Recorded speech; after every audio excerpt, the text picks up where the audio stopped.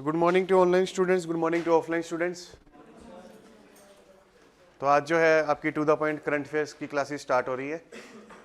तो बेसिकली आज हम करंट अफेयर्स कवर करेंगे फ्रॉम प्रीलिम्स पर्सपेक्टिव। ठीक है, जितनी भी करंट अफेयर्स होगी वो प्रीलिम्स पर्सपेक्टिव ओनली ही होगी, और जितनी भी इंपॉर्टेंट न्यूज़ हैं वो सारी आपकी क्लासेस में कवर हो जाएंगी। ठीक है, तो जो फॉर्मेट हम फॉलो कर रहे हैं वो ये है कि अभी जैसे जून 2023 से लेके अगस्त 2023 तक की करंट अफेयर हम करेंगे। पहले 3 मंथ्स की, जून टू अगस्त 23 तक की करंट अफेयर्स करेंगे। ठीक है, और उसमें भी हम सब्जेक्ट वाइज करेंगे। जैसे आज हम पहले इन्वायरमेंट की करेंगे, देन मे बी ज्योग्राफी, और then may be polity, economy etcetera. ठीक है, तो क्वार्टर वाइज जो है हम करंट अफेयर्स कवर करेंगे, डेट टू सब्जेक्ट वाइज। तो जितने भी इंपॉर्टेंट टॉपिक्स होंगे वो सारे आपकी क्लास में कवर हो जाएंगे। What you need to do is multiple revisions, 3-4 times आप उसको रिवाइज जरूर करना विद इन अ मंथ। एक महीने के अंदर आपको जो हम करंट अफेयर कवर कर रहे हैं उसको 3 से 4 बार रिवाइज करना है। ठीक है, तब जाके जो है आपका क्वेश्चन सही जाएगा प्रीलिम्स में। अगर आप सोच रहे हो कि एक ही बार पढ़ लिया और उससे जो आपका क्वेश्चन सही चला जाएगा, ऐसा नहीं है। 3-4 बार पढ़ोगे तब जाके एग्जामिनेशन में याद आएगा, एग्जामिनेशन में याद आएगा और तभी आप उसको आंसर कर पाओगे। ठीक है, चलिए तो नोट्स चलिए सो हम स्टार्ट करते हैं। तो first topic is India's first carbon neutral village. जब भी कुछ फर्स्ट होता है इन द वर्ल्ड और इन द कंट्री, वो इंपॉर्टेंट हो जाता है एग्जामिनेशन पर्पस के लिए। तो कार्बन न्यूट्रल विलेज जो है डेवलप किया गया है Bhiwandi taluk of Thane district, Maharashtra में। ठीक है, तो इसका नाम याद रखना है। वैसे यूपीएससी में थोड़ा कम पूछ सकते हैं इसके बारे में, बट स्टेट पीसीएस में पूछ लेते हैं। बट यूपीएससी आपसे क्वेश्चन कहां से पूछेगी? कॉन्सेप्ट पे। ठीक है, यूपीएससी ज्यादातर क्वेश्चन किस पे पूछती है? कॉन्सेप्ट पे। और ये कॉन्सेप्ट क्यों पूछा जाएगा एग्जामिनेशन में? क्योंकि देयर वाज अ न्यूज कि फर्स्ट कार्बन न्यूट्रल विलेज जो है वो डेवलप किया गया in this state of Maharashtra, Thane district में। ठीक है, तो इसमें कॉन्सेप्ट्स क्या है? एक तो पहला कॉन्सेप्ट आता है कार्बन न्यूट्रलिटी का। आपको पता है ग्लोबल वार्मिंग हो रही है। ठीक है, धरती का एवरेज टेम्परेचर बढ़ रहा है। वो क्यों बढ़ रहा है? कार्बन एमिशंस हो रही हैं। ठीक है, तो अगर जितनी कार्बन एमिशंस हो रही हैं उसको हम ऑब्जॉर्व कर लें, तब we will achieve the state of carbon neutrality. जितनी कार्बन एमिट हुई उतनी आपने कार्बन ऑब्जॉर्व कर ली। तो एटमॉस्फेयर में नेट इफेक्ट कितना आया? 0। ठीक है, उसके बाद कार्बन सिक्वेस्ट्रेशन, कि एटमॉस्फेयर से आपने कार्बन को रिमूव किया, उसको क्या बोलोगे आप? Carbon sequestration. कैसे कर सकते हो आप? ट्रीज के थ्रू कर सकते हो। सिंपलेस्ट मेथड ये कि ट्रीज ग्रो कर दो, वो कार्बन ऑब्जॉर्व कर लेंगे।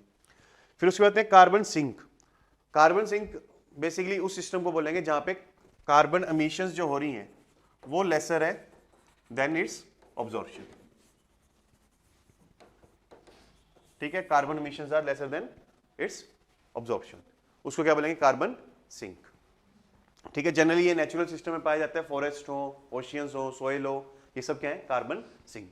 जितनी वो कार्बन एमिट करते हैं उससे ज्यादा वो ऑब्जॉर्व कर लेते हैं। उसके बाद carbon offsetting. Next concept is carbon offsetting. ये क्या कहते हैं कि एक सेक्टर में मान लीजिए कार्बन एमिशन हो रही है, तो दूसरे सेक्टर में आप जो है कार्बन को ऑब्जॉर्व कर लो। जैसे मान लीजिए coal powered thermal power plant है। ठीक है, coal based thermal power plant है, ये कार्बन एमिशंस कर रहा है। सपोज इसने 100 यूनिट्स जो है कार्बन एमिट की, आपने सोलर पैनल से जो है पावर एल्सवेयर प्रोड्यूस की। ठीक है, तो इसने 100 यूनिट्स ऑफ कार्बन जो है रिड्यूस की। तो अब क्या हो गया कि 100 आपने एमिट की through coal based power plant और 100 आपने रिड्यूस की through solar based power plant. तो अब ये क्या होगी? चीजें ऑफसेट हो गई। Net effect to the atmosphere क्या है? 0। ठीक है, इसको क्या बोलते हैं? Carbon offsetting. ये एक सेक्टर से आपने कार्बन को एमिट किया इनटू द एटमॉस्फेयर और दूसरे सेक्टर से उसको ऑब्जॉर्व करवा लिया या कम करवा लिया। Clear?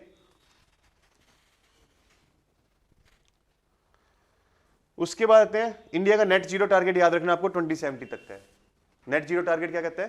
To achieve the carbon neutrality. Net zero means carbon neutrality, कि हम जितनी कार्बन एमिट करें उतनी कार्बन ऑब्जॉर्व भी करें। ठीक है, तो हमें वो 2070 तक अचीव करना है। तो कैसे करोगे? इलेक्ट्रिक व्हीकल्स के थ्रू कर सकते हो आप solar power plants, wind power plants, afforestation etcetera, ये सब मेथड्स हैं जिसके थ्रू आप कार्बन न्यूट्रलिटी को अचीव करोगे। उसके बाद हैं स्पॉटेड पॉन्ड टर्टल्स, इन्वायरमेंट का पार्ट है आपका, बायोडाइवर्सिटी एक्सेट्रा। तो देखो अभी ना आज काफ़ी सारी हम स्पीशीज़ पढ़ेंगे एनिमल्स की जो कि डेंजर्ड है, एंडेंजर्ड है या न्यूज़ में थी। वो इसलिए पढ़ रहे हैं क्योंकि जो आपका प्रीलिम्स एग्जामिनेशन है सिविल सर्विस का, उसके साथ फॉरेस्ट का भी एग्जामिनेशन होता है प्रीलिम्स का। तो इसलिए यूपीएससी काफ़ी सारे क्वेश्चन इन चीज़ों पे पूछती है, नेशनल पार्क्स पे या वाइल्ड लाइफ सेंचुरीज पे या फिर क्रिटिकल एंडेंजर्ड स्पीशीज़ पे एक्सेट्रा। ठीक है, तो इसलिए हमें ये सब करना पड़ेगा, फैक्चुअल से डाटा है ये, लेकिन यूपीएससी क्वेश्चन पूछती जरूर है, हर साल पूछती है। ठीक है, क्योंकि फॉरेस्ट का एग्जामिनेशन आपका सिविल सर्विस एग्जामिनेशन के साथ होता है। ठीक है, तो इसलिए ये सारा डाटा जो है प्रीलिम्स पर्सपेक्टिव से ज़्यादा इंपॉर्टेंट हो जाता है, मेंस में नहीं पूछते, क्योंकि मेंस जो है फॉरेस्ट का और सिविल सर्विस का अलग अलग होता है। ठीक है, इसलिए मेंस में आप ज़्यादातर क्वेश्चन देखते हो क्लाइमेट चेंज पे, ठीक है, या फिर बायोडाइवर्सिटी कंजर्वेशन पे एक्सेट्रा। क्लियर, तो इसलिए आपको ये सारा फैक्चुअल डाटा जो है पढ़ना पड़ेगा, समझना पड़ेगा और याद रखना पड़ेगा। तो हुआ क्या कि स्पॉटेड पॉन्ड टर्टल्स क्यों न्यूज़ में थे? 3 महुअर्स। महुअर्स कौन होते हैं? हिंदी में भी वर्ड है सिमिलर, महुआ, है ना, जिस महात बोलते हैं, जो बेसिकली हाथियों को संभालते हैं, है ना। तो वो अरेस्ट किए गए काजीरंगा नेशनल पार्क असम में। क्यों किए गए? क्योंकि वो एक rare fresh water turtle species that is named as spotted pond turtles, उसका इलीगल पॉचिंग कर रहे थे, कंजप्शन कर रहे थे, उसको खा रहे थे। ठीक है, तो इसलिए ये न्यूज में था। तो स्पॉटेड पॉन्ड टर्टल्स क्या है? बेसिकली टर्टल ही है, इसमें येलो और व्हाइट स्पॉट्स आपको उनकी बॉडी पे देखने को मिलेंगे, that's why they are known as spotted pond turtles. Large head होता है इनका, शॉर्ट स्नाउट, स्नाउट्स क्या होती है? नाक, स्नाउट्स के किसको बोलते हैं? नाक को बोलते हैं, नोज को। और वेब्ड फीट होते हैं जिसकी वजह से उनकी स्विमिंग में हेल्प करते हैं। उसके बाद इनको ब्लैक पॉन्ड टर्टल या ब्लैक स्पॉटेड टर्टल या हैमिल्टन टेरापिन भी बोलते हैं। ठीक है, और वो जो है they bask in the sun to regulate their body temperature. Bask in the sun का मतलब क्या हुआ? थोड़ी देर धूप सेकते हैं ताकि वो बॉडी टेम्परेचर को रेगुलेट कर सके। उसके बाद they need warm water and intense basking area, और जब भी वो अपनी शेल्स में वापस जाते हैं तो एक सॉफ्ट क्रॉक की साउंड प्रोड्यूस करते हैं, मतलब जैसे मेंढक गड़गड़ाते हैं ना, वैसे ये थोड़ा सा गड़गड़ाते हैं जब ये अपनी शेल में वापस जाते हैं। ठीक है, उसके बाद they are found in large deep rivers in India, Assam, Pakistan and Bangladesh, north east India, central India में पाए जाते हैं। कार्निवोरस होते हैं, इक्वेटिक ऑर्गेनिजम्स को खाते हैं, ये छोटी मोटी फिशेज वगैरह को खाते हैं। ठीक है, और क्रेप्सुकुलर होते हैं ये। क्रेप्सुकुलर का मतलब क्या है कि ट्विलाइट में जो है ये बेसिकली एक्टिव ज्यादा होते हैं। ट्विलाइट कब होती है? हाँ, सांझ और संध्या, है ना, कि सुबह होने से पहले का जो पीरियड है या रात होने का पहले का जो पीरियड है ना, उसको बोलते हैं ट्विलाइट। तो इसमें ज्यादा एक्टिव होते हैं ये। International union for conservation of nature का स्टेटस क्या है? एंडेंजर्ड, एंडेंजर्ड स्पीशीज में आते हैं। Seats that is convention on international trade off endangered species, उसके अपेंडिक्स 1 में आते हैं। मतलब इनका ट्रेड जो है प्रोहिबिटेड है। इंटरनेशनल ट्रेड क्या है? प्रोहिबिटेड। ठीक है, उसके बाद आते हैं काजीरंगा नेशनल पार्क, ये असम में है और ब्रह्मपुत्रा वैली में ये पार्क बना हुआ है, याद रखना आपको। उसके बाद नेशनल पार्क 1974 में डिक्लेयर किया गया था, टाइगर रिजर्व 2007 में। और उसके बाद जो है ये याद रखना आपको कि ये 1 हाउंड राइनोस जो है यहाँ पे पाए जाते हैं। ठीक है, और एक और वाइल्ड लाइफ सेंचुरी है पोबिटोरो, वहां पे सबसे ज्यादा 1 हाउंड राइनोस पाए जाते हैं। पोबिटोरो वाइल्ड लाइफ सेंचुरी कहाँ पे है? ब्राजील में नहीं, कहाँ पे है? असम में ही है। ठीक है, असम में ही है, वहां पे सबसे ज्यादा पाए जाते हैं। उसके बाद कहाँ पाए जाते हैं? काजीरंगा नेशनल पार्क में। उसके बाद एलिफेंट्स भी वहां पे पाए जाते हैं, royal Bengal tiger and Asiatic water buffalo. उसके बाद जो यूनेस्को वर्ल्ड हेरिटेज साइट भी है ये, और इंपॉर्टेंट बर्ड एरिया भी डिक्लेयर किया हुआ है इसको, बर्ड लाइफ इंटरनेशनल है। तो काफी इंपॉर्टेंट मतलब नेशनल पार्क है ये। ठीक है, और डिफ्लू रिवर जो है आप याद रखना है कि यहाँ से गुजरती है, नेशनल हाईवे 37 भी गुजरता है। अब आप कहोगे ये फैक्ट्स भी याद रखने पड़ेंगे, कौन सा नेशनल हाईवे गुजरता है। एक बार पूछ लिया था यूपीएससी ने कि नेशनल हाईवे जो है इस फलाना पार्क से गुजरता है। ठीक है, तो इसलिए आप ये भी याद रखोगे national highway 37 Kaziranga national park से गुजरता है। ठीक है, उसके बाद असम में और कौन से नेशनल पार्क्स हैं? डिब्रू साइखोवा, मानस, नमेरी, राजीव गांधी, औरंग नेशनल पार्क। तो ये मैप है काजीरंगा। ठीक है, लखोवा, औरंग, मानस, डिब्रू साइखोवा। जब आप मैप पढ़ोगे तो और भी देख लेने, ये नहीं कि सिर्फ ये 4 देखने हैं।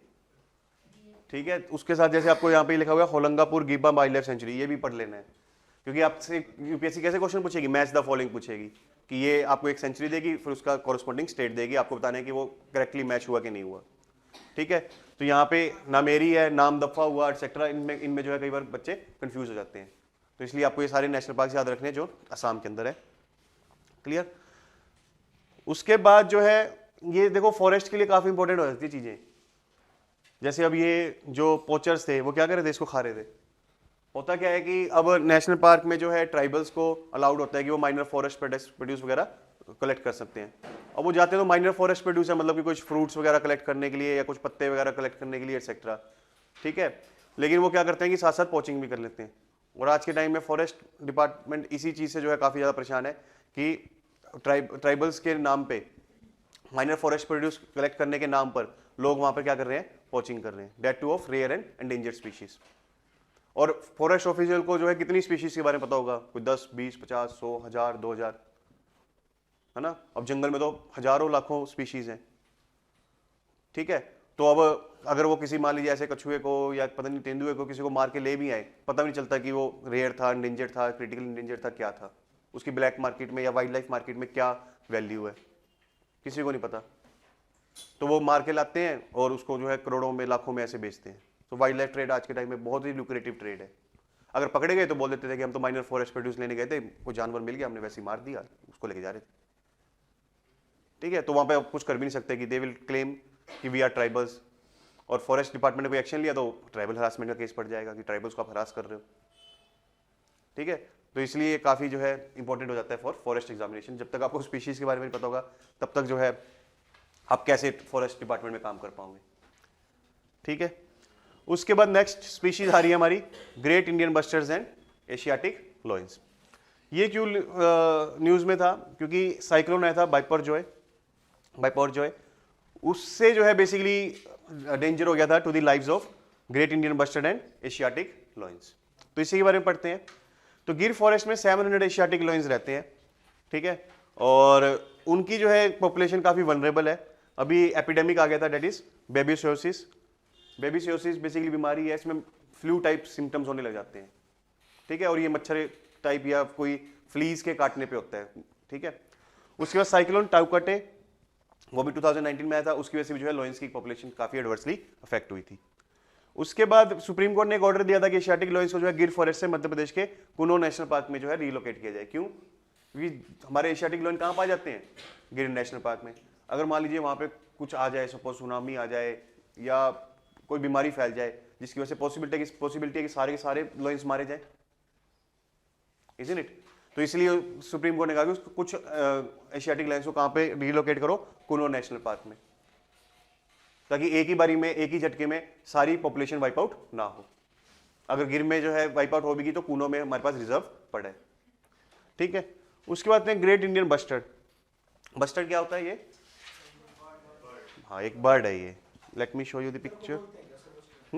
हाँ, तो ये बेसिकली एक बर्ड है, ग्रेट इंडियन बस्टर्ड। नहीं, तितर उसको बोलते हैं, वल्चर को, ठीक है। और मेरे को सबके हिंदी के नाम नहीं पता ठीक है, ये भी बर्ड है, वल्चर को बोलते हैं। तो ये गुजरात के नालिया ग्रासलैंड में पाए जाते हैं and they have better mobility, काफी जल्दी उड़ जाते हैं और they have the ability to sense danger. और साइक्लोन की वजह से जो फ्लडिंग हुई उसकी वजह से उनकी लाइफ पे भी एडवर्स इफेक्ट आया, ठीक है। उसके बाद आते हैं कि एशियाटिक लॉयंस के बारे में और जानते हैं। इसको पर्शियन लॉयन और इंडियन लॉयन भी बोला जाता है, याद रखना आपको, ठीक है। और पैंथेरा लियो स्पीशीज का ये पार्ट है। और वेस्ट एशिया पहले मिडिल ईस्ट में पाए जाते थे, बट आज के टाइम में ये कहाँ पाए जा रहे हैं? इंडिया में।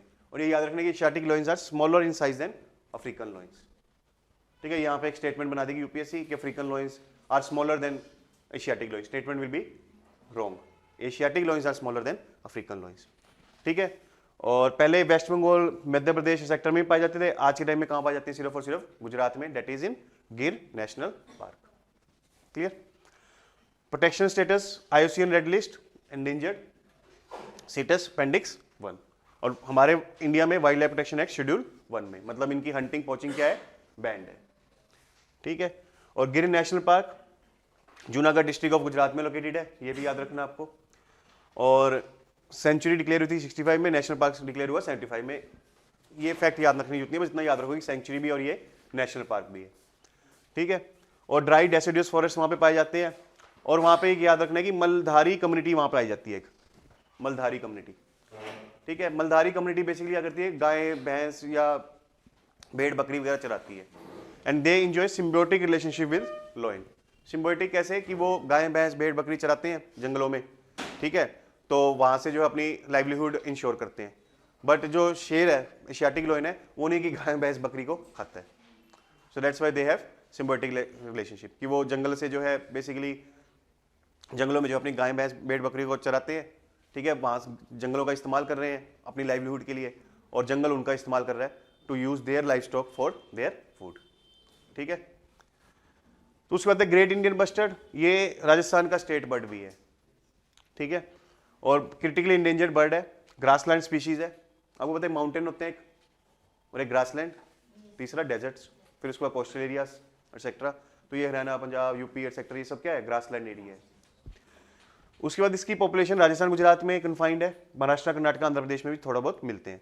इनको मेन थ्रेट किससे है, इलेक्ट्रोक्यूशन से, कि पावर लाइंस जो बिछाई गई हैं उनसे ये कई बार टकरा जाते हैं, जिसकी वजह से इनकी डेथ हो जाती है करंट लगने से। हंटिंग, पाकिस्तान में बहुत होती है हंटिंग इनकी। पाकिस्तानी इफेक्ट पता क्या करता है, जो यूएई या सऊदी अरेबिया से जो शेख हैं उनको इनवाइट करता है और कहता है कि यहाँ हमारे आके हंटिंग करो, या वो आते हैं और कहते हैं कि हमें हंटिंग करनी है, और पाकिस्तान जो है उनको अनरिस्ट्रिक्टेड एक्सेस देता है to hunt this great Indian bustards, ठीक है, और हजारों लाखों में मार के जाते हैं वो शौक के लिए सिर्फ। So that's why hunting is their critical danger. उसके बाद habitat loss and widespread agriculture expansion. Protection status IUCN critically endangered CITES Appendix 1, Conventional Migratory Species Appendix 1, Wildlife Protection Act 1972 Schedule 1. तो यानी काफी critically endangered species है और highest level of protection इसको दी गई है, ठीक है। उसके बाद species recovery program है। steps क्या लिए हमने, एक species recovery program है, एक national bustard recovery program है। इसमें क्या है कि इनकी कैप्टिवेटिंग ब्रीडिंग हो रही है, मतलब कि किसी मान लीजिए कंजर्वेशन सेंटर में इनकी ब्रीडिंग कराई जाती है, फिर जब बच्चा थोड़ा सा बड़ा हो जाता है इनको वाइल्ड लाइफ में छोड़ दिया जाता है, ठीक है, ग्रासलैंड में छोड़ दिया जाता है। उस तरीके से हम जो है इनकी पॉपुलेशन को बढ़ाने की कोशिश कर रहे हैं। दूसरा जो है उसके बाद प्रोजेक्ट ग्रेट इंडियन बस्टर्ड है, उसमें यही है कि जो इनकी नेचुरल हैबिटेट है उसको प्रोटेक्ट करें। हैबिटेट का मतलब क्या होता है, जो उनका नेचुरल होम है जहां पे वो रहते हैं उसको प्रोटेक्ट करें, उसको हम इंक्रोच ना करें फॉर इंडस्ट्रियल पर्पस या इंफ्रास्ट्रक्चर पर्पस या एग्रीकल्चर पर्पस एक्सेट्रा, ठीक है। कैप्टिवेटिंग जो है तीनों में ही हो रही है, स्पीशीज रिकवरी प्रोग्राम में भी, नेशनल बस्टर्ड रिकवरी प्लान में भी, और दिस कंजर्वेशन ब्रीडिंग फैसिलिटी में भी, और even project great Indian bustard में भी, सभी में हो रही है कैप्टिवेटिंग ब्रीडिंग। तो उसके बाद इको फ्रेंडली मेजर्स के लिए टास्क फोर्स बनाया था ताकि पावर ट्रांसमिशन लाइन्स की वजह से इनकी डेथ ना हो। क्लियर है यहां तक, किसी को कोई डाउट? चलिए उसके बाद आगे बढ़ते हैं। Next topic is Miyawaki plantation method. Miyawaki plantation method, तो एशियाटिक लोइन हुआ, ग्रेट इंडियन बस्टर्ड हुए, ये एग्जामिनेशन पॉइंट ऑफ व्यू से काफी इंपॉर्टेंट रहते हैं, ठीक है। So next is Miyawaki plantation method.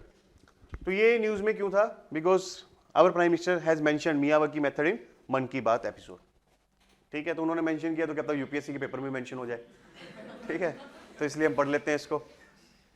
तो मियावाकी फॉरेस्ट मेथड क्या है, ये जापानीज बोटनिस्ट अकीरा मियावाकी ने दिया था, ठीक है, और 1970 में ये इस मेथड से जो है ट्रीज ग्रो करने स्टार्ट किए गए थे। इसमें क्या है कि स्मॉल पीस ऑफ लैंड में जो हमें डेंस जो है ट्रीज ग्रो करने हैं, हमें ट्रीज को डेंसली ग्रो करना है in small piece of land, that is basically the purpose of Miyawaki plantation, ठीक है। साइंटिफिक मेथड इसमें फॉलो किया जाता है, और नेटिव प्लांट्स जो उस एरिया के नेटिव प्लांट्स होंगे, इंडिजीनियस प्लांट्स होंगे, उन्हीं को जो है यहाँ पे प्लांट किया जाएगा, और फास्ट ग्रोइंग डेंस जो है प्लांट्स ग्रो होंगे, और जो नॉर्मल अगर प्लांट ग्रो होते हैं, अगर आप इस मेथड से ग्रो करोगे तो 20 टाइम्स जो है फास्टर प्लांट्स ग्रो होंगे, ठीक है। तो आप बहुत ही कम टाइम पीरियड में, बहुत ही कम लैंड में जो है एक डेंस फॉरेस्ट क्रिएट कर सकते हो।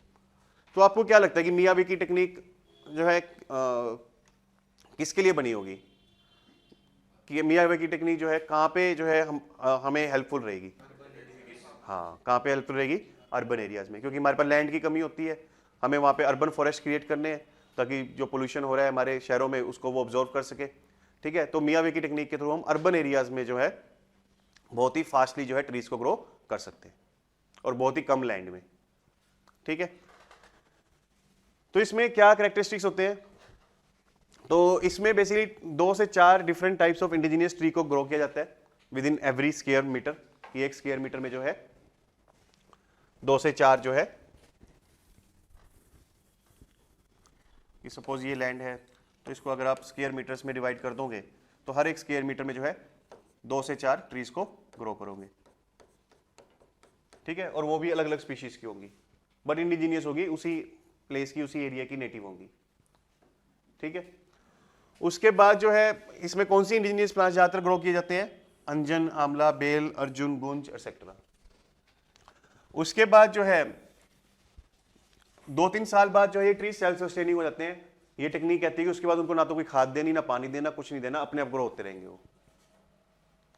तो यानी this technique require very less care. उसके बाद जो है वही मैं बता रहा था कि मैन्योरिंग, वाटरिंग वगैरह 3 साल के बाद जरूरत नहीं पड़ती। लेकिन स्टार्टिंग में क्या किया जाएगा, नर्सरी में पहले ट्री को ग्रो किया जाएगा, मतलब सीड को जो है सोन कहाँ पे किया जाएगा, नर्सरी में। वो थोड़ा सा ग्रो होगा, वो एक छोटा सा प्लांट बनेगा, उसको फिर आप जो है जिस एरिया में आप उसको ग्रो करना चाहते हो वहां पे लगाओगे, वहां पे ट्रांसप्लांट करोगे, ठीक है।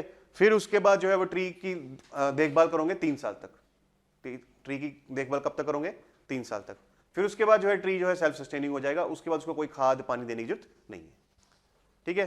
जो लोकल ट्री की वैरायटी है वही लगाओगे और 3-4 ट्री की वैरायटी लगाओगे, कोई एक नहीं लगाओगे। That is what Miyawaki technique is. तो इसकी यूटिलिटी क्या है, तो इंडिजिनियस ट्रीज होंगे जो आपके शहरों में डस्ट पार्टिकल्स है उसको ऑब्जॉर्व करेंगे, और क्या हेल्पफुल रहेंगे ये, फॉरेस्ट कवर बढ़ेगा अर्बन एरियाज में, और हाँ ऑक्सीजन मिलेगी आपको, फ्रेश एयर मिलेगी, कार्बन मिशन कम हो जाएगा, हाँ हैबिटेशन मिलेगा फॉर बर्ड्स एक्सेट्रा, ताकि वो वहां पे कोई घोंसले वगैरह बना सके, है ना। और कार्बन सिंक के तौर पे काम करेगा। हाँ तो जो अर्बन हीट आइलैंड का एक फिनोमिना होता है, मतलब कि जो अर्बन एरियाज होते हैं वो सराउंडिंग एरिया से ज़्यादा गर्म होते हैं, ठीक है। उनका एवरेज टेम्परेचर जो है सराउंडिंग एरिया से थोड़ा ज़्यादा होता है। तो अगर ट्रीज वगैरह अगर आप ग्रो करोगे तो अर्बन एरियाज का जो एवरेज टेम्परेचर है वो कम हो जाएगा, ठीक है। तो बेसिकली जो आप कह सकते हो कि अर्बन फॉरेस्ट्री के बेनिफिट्स हैं वही मियावाकी टेक्निक्स के बेनिफिट्स हैं। ये तो बस एक टेक्निक है जिससे हम अर्बन फॉरेस्ट्री को स्मॉल पीस ऑफ लैंड में इन स्पीडियर मैनर फैसिलिटेट कर सकते हैं, ठीक है। हाँ किसी भी एरिया में आप ग्रो कर सकते हो। हाँ तो देखो आपको लगता है कि Delhi is a polluted space, है ना, कितना पोल्यूशन है यहाँ पे, अर्बन हीट आइलैंड भी etcetera, but to your surprise, हाँ टू योर सरप्राइज अगर मैं आपको बताऊं कि दिल्ली में 20% जो है land it is reserve for trees. तो दिल्ली में अच्छे खासे पेड़ है, ऐसा नहीं है कि दिल्ली में पेड़ नहीं है, ठीक है। तो दिल्ली में अच्छे खासे पेड़ हैं जिसकी वजह से शायद दिल्ली बची भी हुई है उसी वजह से, ठीक है। चलिए आगे बढ़े। उसके बाद क्रिटिसिज्म क्या है कि ये मेथड थोड़ा एक्सपेंसिव पड़ जाता है और इसके बेनिफिट्स अभी तक अनक्लियर है, मतलब कोई साइंटिफिक स्टडी नहीं हुई कि इस मेथड से जो है बहुत ही फास्ट जो है ट्रीज ग्रो होते हैं या बहुत ही कम पीस ऑफ लैंड पे ग्रो हो सकते हैं एक्सेट्रा एक्सेट्रा, ठीक है। और कई बार क्या होता है कि हम इस टेक्निक के भरोसे क्या करते हैं, जैसे ये पॉइंट है ना, this method disregarding structure composition of plants, neglected native species and region natural ecology, it reduce biodiversity, drive species to extinction and hamper ecosystem resilience. इसका क्या मतलब हुआ, can you explain this points कि कैसे Miyawaki technique जो है reason की natural ecology को डैमेज कर सकती है, बायोडाइवर्सिटी रिड्यूस कर सकती है, स्पीशीज को एक्सटिंक्शन तक लेके जा सकती है एक्सेट्रा। हाँ कि हम खुद ही प्री सिलेक्ट कर रहे हैं 3-4 स्पीशीज को, उसी को जो है ग्रो कर रहे हैं, ठीक है। चलो एक तो पॉइंट ये हो गया। और हाँ कि हम सोचें कि कुछ इन्वेजिव स्पीशीज को लगा दें, है ना, एलियन स्पीशीज को लगा दें। एलियन होते हैं कि उस एरिया की वो लोकल स्पीशीज नहीं है, कहीं हम फॉरेन से कोई जो है स्पीशीज लेके आए, तो देयर इज अ पॉसिबिलिटी, हमें लगता है कि वो एलियन स्पीशीज जो है बहुत ही स्पीडली ग्रो हो सकती है, उसको जो हम इस टेक्निक के थ्रू जो है ग्रो करने की कोशिश करें। और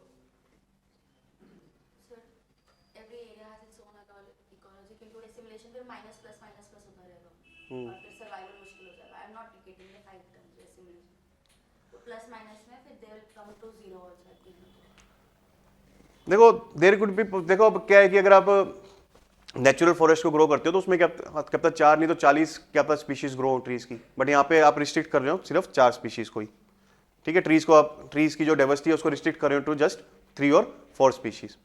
उसके बाद इसमें पता है सबसे बड़ा नुकसान क्या है कि इस टेक्निक के थ्रू हम सोचने जाते हैं कि हम पेड़ जो है बहुत ही कम टाइम पीरियड में कहीं भी उगा लेंगे, तो उससे फिर लोगों के मन में लालच आता है कि हम पेड़ काट देते हैं या जंगल काट देते हैं।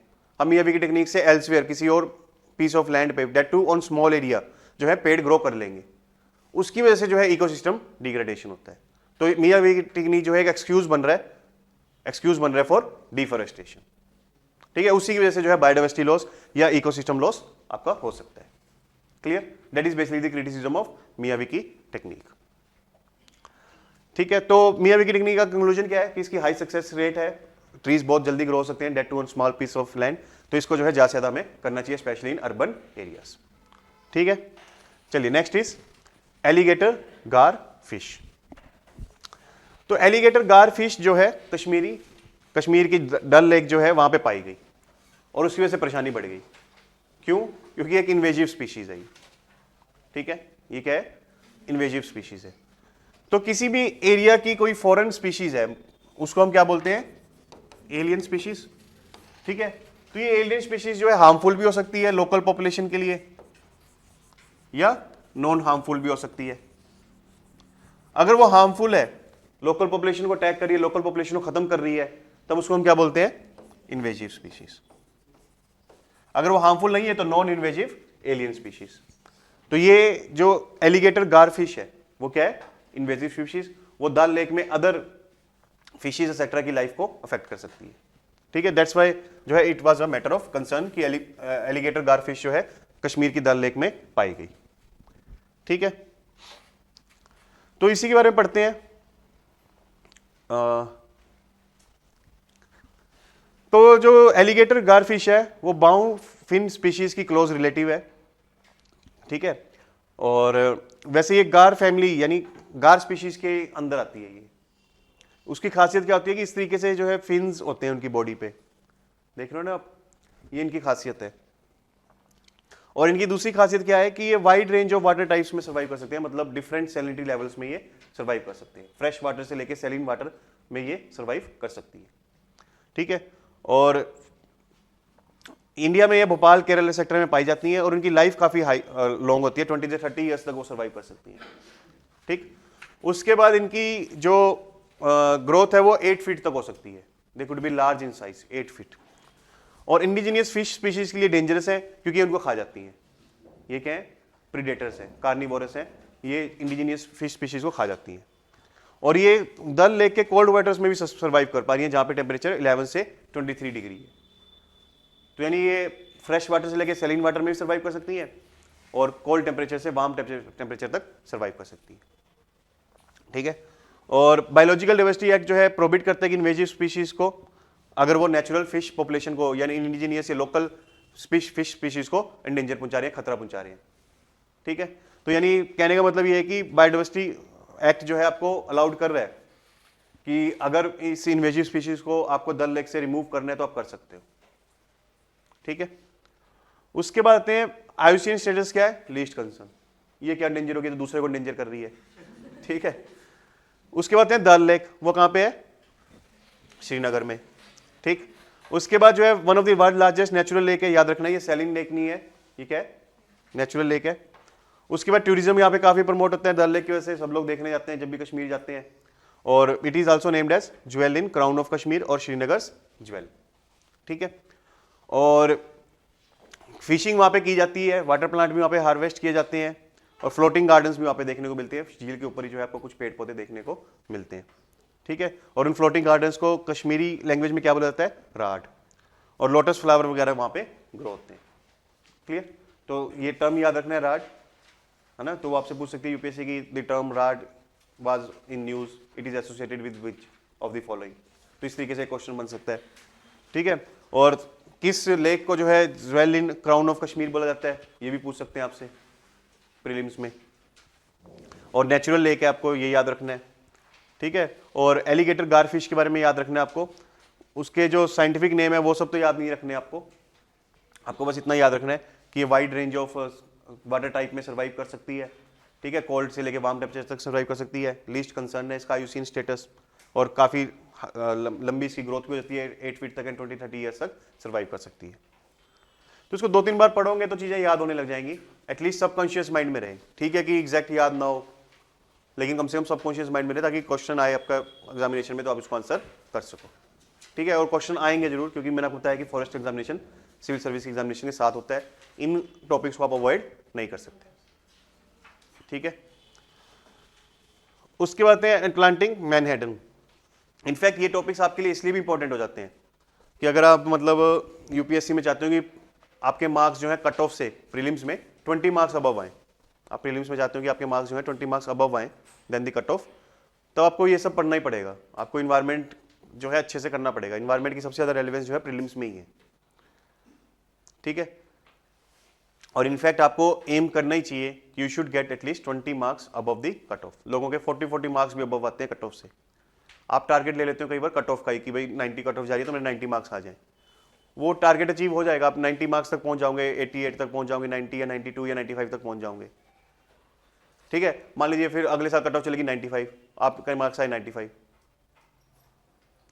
तो आपको क्लैरिटी नहीं आएगी कि आपका एग्जाम क्लियर हो रहा है कि नहीं हो रहा है। सुबह लगेगा आपको कि एग्जाम क्लियर हो रहा है, 95 की कट ऑफ जाएगी, मेरे 95 मार्क्स हैं।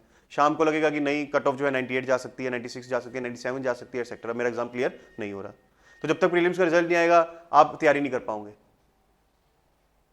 आप इसी डिलेमा में रहोगे कि क्लियर हो रहा है कि नहीं हो रहा।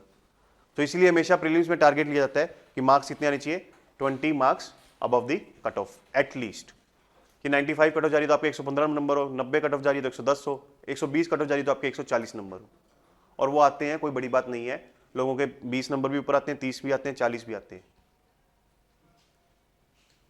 ठीक है, तो उसमें वही है कि जो आपके कोर सब्जेक्ट्स है उसको अच्छे से करो, जो प्रीलिम्स की डिमांड है उसको समझो, और थोड़े बहुत जो है गैसिंग भी वहाँ पे करनी पड़ती है, थोड़ा रिस्क लेना पड़ता है। ठीक है, थोड़ा इस तरीके से भी नहीं जा सकते कि बिल्कुल ही हमें टू एग्जैक्ट आता होगा तभी आंसर करेंगे, थोड़ा गैस वहाँ पे करना पड़ता है।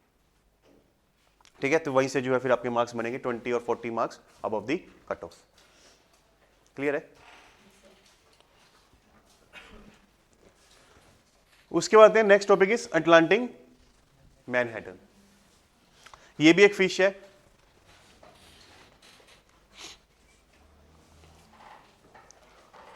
और पाया गया कि रैप्टर्स कौन होते हैं? कार्निवोरस बर्ड्स को बोल सकते हो आप रैप्टर्स, स्पेशली जो फिशेस वगैरह खाते हैं। ठीक है, कार्निवोरस बर्ड्स, उनकी पॉपुलेशन कम हो रही है क्योंकि अटलांटिक मैनहट्टन की जो है पॉपुलेशन कम हो रही है। ठीक है, तो ये अटलांटिक मैनहट्टन का एक फिश है that is in silverine colour.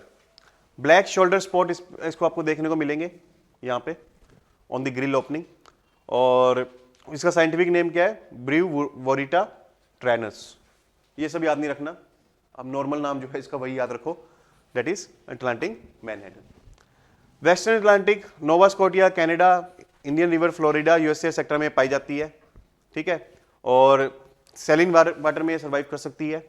चेसापेक बे वहाँ पे अमेरिका में, वहाँ पे सर्वाइव कर सकती है। ठीक है, और वाटर सरफेस पे ये आती है during spring, summer and fall, and they swim in large schools. मतलब ये स्कूल में तैरती है? इसका क्या मतलब हुआ? दे swim in large schools, group में तैरती है वो। ठीक है, काफी ग्रुप में तैरती है, और 20 मीटर की डेप्थ तक मिल जाती है। That's why they survive in pelagic area of Atlantic ocean. Pelagic zone कौन सा होता है?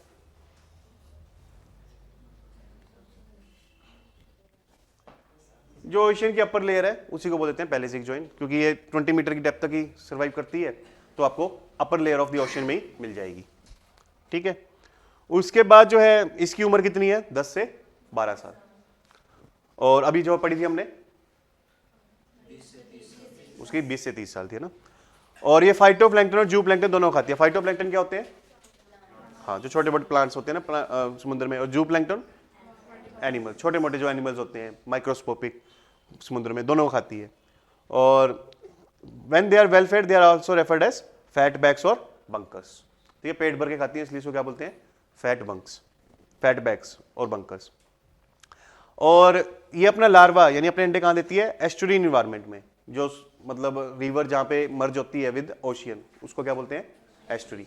तो वहाँ पे अपने लार्वा देती है, और वो लार्वा जो है मेटोमॉर्फाइज होते हैं टू जुवेनाइल, मतलब छोटे छोटे जो है मछली बन जाते हैं वो, और वो उसी एस्ट्री में रहते हैं। कहाँ रहते हैं वो? उसी एस्ट्री में रहते हैं। जब वो अडल्ट हो जाते हैं तब वो जो है स्कूल को ज्वाइन करते हैं, मतलब जो उनका ग्रुप है उसको ज्वाइन करते हैं। ठीक है। और मैनहट्टन माइग्रेटरी होती है, लेकिन कुछ जो है घर में रहना भी पसंद करती है, उनको पसंद नहीं है घूमना फिरना। उसके बाद जो है थ्रेट्स क्या इसकी? ओवरफिश हो रही है, ओवरफिशिंग हो रही है, क्योंकि ये काफ़ी अपर लेयर में ही पाई जाती है ओशन की, तो इजिली फिशिंग इनकी हो जाती है। तो इसकी इंपॉर्टेंस क्या है? ये बेसिकली ना यूज की जाती है as bait for catching bigger fish. किसको आपने पकड़ लिया? ओशन की अपर लेयर में ही पाई जा रही है, इजिली पकड़ी जाती हैं, क्योंकि स्कूल्स में घूम रही हैं, मतलब कि ग्रुप में घूम रही हैं। ठीक है। फिर इसका इस्तेमाल करते हैं to give it as a bait to whale, कि वेल मछली जो है इसको खाने आएगी, फिर आप वेल को पकड़ लोगे। ठीक है। डॉल्फिन्स को पकड़ने के लिए जो है इसका इस्तेमाल किया जाता है। और birds like bald eagles, great blue herons etcetera इसको कंज्यूम करती है। तो अगर इसकी पॉपुलेशन कम हो गई तो ईगल्स की, हेरोन्स की, पेलिकन्स की पॉपुलेशन कम हो जाएगी। ठीक है। और वैसे तो ये न्यूट्रिएंट रिच है, ओमेगा 3 फैटी एसिड होती है, वैसे तो सभी मछली में होती है ओमेगा 3 फैटी एसिड। और ओशन वाटर को फिल्टर वगैरह भी करती हैं, ये साफ रखती हैं।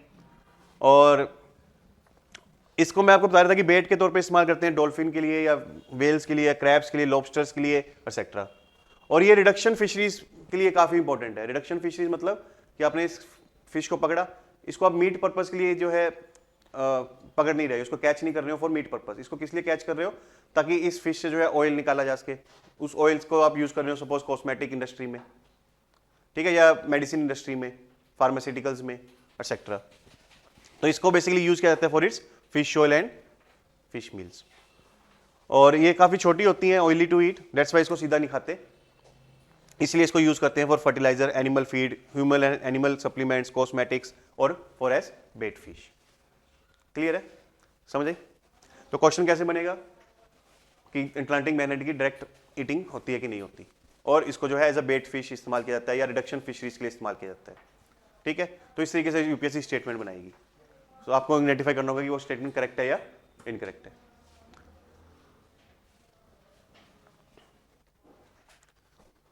तो अब इस फिशीज की जो पॉपुलेशन है वो कम हो रही है। इस फिशी की पॉपुलेशन कम हो रही है, तो इसकी वजह से जो फिशीज इस पे डिपेंडेंट है, जो स्पीशीज इस पे डिपेंडेंट है, उनकी पॉपुलेशन कम हो रही है। जैसे ओस्प्रे हो या स्ट्रिप्ड बैस हो, वो मैनहट्टन को खाती हैं। तो मैनहट्टन की पॉपुलेशन कम होगी तो ओस्प्रे एंड स्ट्रिप्ड बैस की पॉपुलेशन कम हो जाएगी। ठीक है। तो उनकी जो है बेसिकली पॉपुलेशन अफेक्ट हो रही है, यही जो है बेसिकली रिसेंटली न्यूज में आया था। क्लियर है? समझ आई? उसके बाद next topic is chinkara. Next topic is chinkara. तो हुआ क्या कि एक सेशन कोर्ट ने एक पर्सन पे फाइन लगाया फॉर किलिंग ऑफ चिंकारा, और उस फाइन का आधा अमाउंट जो है जिसने खबर दी थी उस शिकार की उसको देने को कहा। ठीक है, ये न्यूज में था। तो ये सब याद नहीं रखना, आपको याद क्या रखना है? चिंकारा। ठीक है। कभी न्यूज पे क्वेश्चन नहीं बनाती यूपीएससी, जो टॉपिक होता है उस पे क्वेश्चन बनाती है। जिस टॉपिक की न्यूज थी उस टॉपिक पे न्यूज क्वेश्चन बना देगी यूपीएससी। ठीक है। तो अब देखते हैं चिंकारा, जिसको इंडियन गजेले भी बोलते हैं। तो ये इंडिया की नेटिव स्पीशीज है, पाकिस्तान, अफगानिस्तान, ईरान में ही पाई जाती है, और राजस्थान का क्या है? ये स्टेट एनिमल। ठीक है। और हैबिटेट इसका क्या है? एरिड प्लेन्स, ड्राई प्लेन्स में रहती है, desert, dry scrub and light forest में। और डाइट क्या है इसकी? Herbivorous. They are folivorous and frugivorous. Folivorous क्या होता है? हाँ, जो पत्ते खाते हैं, सूखे प्लांट या पत्ते खाते हैं, उनको क्या बोलते हैं? फोलिवोरस। और फ्रूगीवोरस किसको बोलते हैं? हाँ, जो फ्रूट खाते हैं। फ्रूगीवोरस बेसिकली कौन होते हैं? जो फ्रूट खाते हैं। और फॉलीवोरस कौन होते हैं? जो पत्ते वगैरह खाते हैं, लीव्स वगैरह खाते हैं, छोटे मोटे प्लांट्स खाते हैं। ठीक है। तो ये याद रखने हैं, चाहे ऊपर लिख भी लिया करो, क्योंकि यूपीएससी तो सीधा क्वेश्चन बनाएगी कि चिंकाराज आर फ्रूगीवोरस। अब आप एग्जामिनेशन में देखोगे फ्रूगीवोरस क्या होता है। पर तो ये पता लगेगा कि फ्रूगीवोरस क्या है, तब आपको पता लगेगा कि वो स्टेटमेंट करेक्ट है या इनकरेक्ट है। ठीक है, तो ये थोड़े से कॉन्सेप्चुअल हैं वर्ड्स, उनके मीनिंग आपको याद रखने हैं। उसमें एक ट्रिक भी होती है कि अगर आप एग्जामिनेशन में ऐसे फंस जाओ, आपको किसी वर्ड का मीनिंग ना समझ आ रहा हो, तो उसकी हिंदी ट्रांसलेशन होती है। ठीक है, तो उसके साथ क्या देख लिया करो, वो और मुश्किल होती है, लेकिन कई बार क्वेश्चन वहाँ से सॉल्व हो जाता है। जैसे एग्जाम्पल के तौर पे एक क्वेश्चन आया था 2014 में कि वेंचर कैपिटल क्या होती है। अपने बच्चों को नहीं पता था कि वेंचर कैपिटल क्या होती है, बट वहाँ पे एक स्टूडेंट ने स्मार्टनेस दिखाई, उसने उसकी हिंदी ट्रांसलेशन देख ली, उसमें लिखा हुआ था जोखिम पूंजी। क्या लिखा हुआ था? जोखिम पूंजी। तो समझ आ गया कि कुछ something related to investment in startups etcetera. ठीक है, वहाँ से उसने क्वेश्चन सही कर लिया और उसका प्रीलिम्स क्लियर हो गया आधे नंबर से। ठीक है, तो इसी क्वेश्चन की वजह से उसका सही हुआ था, तो इसी क्वेश्चन की वजह से उसका प्रीलिम्स क्लियर हो गया। तो कहने का मतलब ये है कि आपको प्रीलिम्स के अंदर अपनी प्रेजेंस ऑफ माइंड को लूज नहीं करना, आपको पूरे कॉन्फिडेंस के साथ जाना है। ठीक है, और एग्जामिनेशन कैसा भी आए, आपको अपनी प्रेजेंस ऑफ माइंड लूज नहीं करनी। इजी आए डिफिकल्ट आए, आपका मेंटल बैलेंस लूज नहीं होना चाहिए। ठीक है, आपको अपनी बेस्ट दे के आनी है। और ट्रस्ट मी, इस एग्जाम को क्लियर करने का जो है देखो तरीका क्या है कि आप पढ़ोगे, नॉलेज गेन करोगे, कुछ स्किल्स लर्न करोगे कि कुछ तुक्के वगैरह कैसे मार सको, आप गैस कैसे कर सको। ठीक है, और तीसरा जो है इस एग्जाम को क्लियर करने के लिए एसेंशियल इंग्रेडिएंट कह लीजिए, वो है confidence. That is confidence. Prelims, mains और इंटरव्यू, तीनों में जो है आपको कॉन्फिडेंस चाहिए ही चाहिए। मैंने इतने अच्छे अच्छे कैंडिडेट देखे हैं जो इतना पढ़े पूरा साल, but on the day of examination जो है वो कॉन्फिडेंस लूज कर देते हैं, जिसकी वजह से उनका नहीं होता। मैंने ऐसे कैंडिडेट देखे जो पूरा साल कुछ नहीं पढ़े, लेकिन एग्जामिनेशन में कॉन्फिडेंस के साथ जाते हैं और वो क्लियर कराते हैं। और मान लीजिए वो दोनों दोस्त हो, और जो पढ़ा सारा साल, उसकी क्या हालत हुई होगी अगले साल तक, आप इमेजिन नहीं कर सकते कि मैं सारा साल पढ़ा, मेरा क्लियर नहीं हुआ, ये जो है फुटबॉल के मैच देख रहा था, आईपीएल देख रहा था, इसका क्लियर हो गया। ठीक है, तो इस एग्जाम को क्लियर करने के लिए की इंग्रेडिएंट कॉन्फिडेंस भी है, तो आपको कॉन्फिडेंस बिल्कुल भी लूज नहीं करना during the preparation and during the day of examination. समझे? क्लियर है? उसके बाद आते हैं कि ये ग्रासेस, लीव्स, फ्रूट्स वगैरह जो है कंज्यूम करते हैं, मेलन, पंपकिन, स्पेशली खरबूजा या पंपकिन से बोलते हैं, कद्दू या सीताफल, है ना, तो सीताफल। And they can go without water for many days, मतलब जो वो फ्रूट्स वगैरह खा रहे हैं उसी से जो है वाटर को ड्राइव कर सकते हैं और उसी के वाटर पे जो है वो सस्टेन कर सकते हैं फॉर मैनी डेज। उसके बाद जो है वो नाइट टाइम में फीड करना ज़्यादा पसंद करते हैं। ठीक है, और सनसेट से पहले और नाइट के टाइम जो है ज़्यादा एक्टिव होते हैं। और पॉपुलेशन जो है इनकी लगभग 1 लाख है इंडिया में, और 80,000 से ज़्यादा कहाँ पे है? थार डेजर्ट में, यानी राजस्थान, गुजरात में। उसके बाद ओवर हंटिंग हो रही है उनकी मीट के लिए, हैबिटेट लॉस हो रहा है बिकॉज ऑफ एग्रीकल्चर एक्सपेंशन और इंडस्ट्रियल प्रोजेक्ट्स एक्सेट्रा। और आईयूसीएन स्टेटस क्या है? लीस्ट कंसर्न, बट इंडिया में क्या है? शेड्यूल 1। इंटरनेशनली तो ये लीस्ट कंसर्न स्पीशीज है, और इंडिया में शेड्यूल 1 में डाला है, तो ये क्या है? मोस्ट कंसर्न स्पीशीज है, मतलब इसकी पॉपुलेशन को प्रोटेक्ट करना हाईएस्ट प्रायोरिटी पे रखा गया, इसकी हंटिंग पॉचिंग वगैरह बैंड है।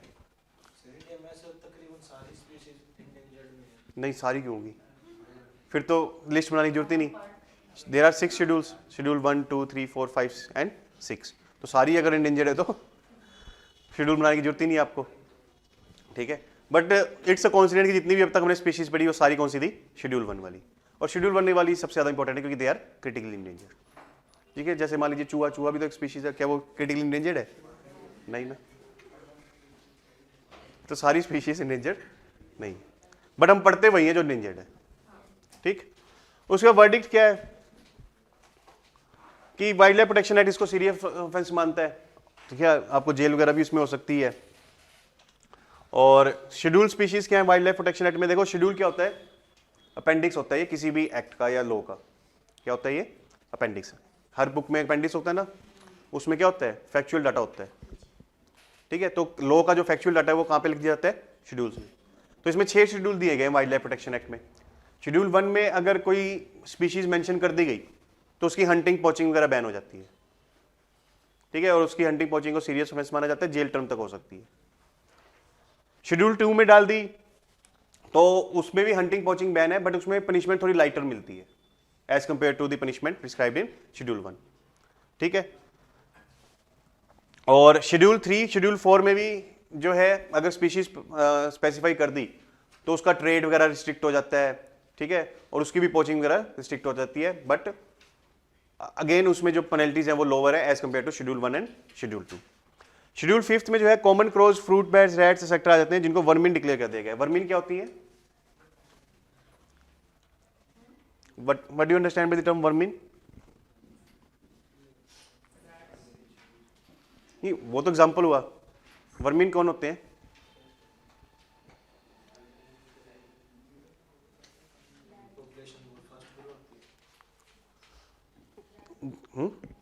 बताओ। हाँ, एग्जाम्पल तो ठीक है, इनको मार सकते हैं। क्यों मार सकते हैं? आप किसी जानवर को क्यों मारोगे? पॉपुलेशन ज्यादा होने से क्या होगा? हमें हार्म करने लग जाते हैं। जब कोई जानवर हमें हार्म करने लग जाए, ठीक है, तब उसको क्या डिक्लेयर कर दिया जाता है? वर्मिन। तब फिर उनको अलाउड कर दिया जाता है टू बी किल्ड। ठीक है, तो कोई भी जानवर हो सकता है, चूहा हो सकता है, बंदर हो सकते हैं, ठीक है, फ्रूट बैट्स हो सकती हैं, कुछ भी हो सकता है। तो जो जानवर हमें नुकसान पहुंचाने लग जाए उसको डिक्लेयर किया जाता है वर्मिन, और उसको कहाँ पे मेंशन किया जाता है? शेड्यूल 5 में। उसको मारना फिर आपको अलाउड हो जाता है। जैसे हिमाचल प्रदेश में बंदर की पॉपुलेशन बहुत ज़्यादा बढ़ गई थी, तो वर्मिन डिक्लेयर कर दिया गया हिमाचल प्रदेश में। उसके बाद अलाउड कर दिया गया कि अब अगर बंदर अगर आपको कोई नुकसान पहुंचा रहा है तो आप उसको मार सकते हो। ठीक है, क्लियर है। और शेड्यूल 6 में बेसिकली प्लांट्स की स्पीशीज को डाला जाता है जिनकी आप कह सकते हो कटिंग जो है प्रोपर्टीड है। ठीक है, उसके बाद है global environment facility. Next is global environment facility.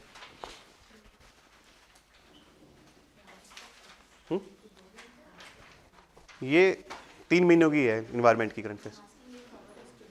हाँ हाँ, आज ही कवर कर लेंगे। सो next is global environment facility.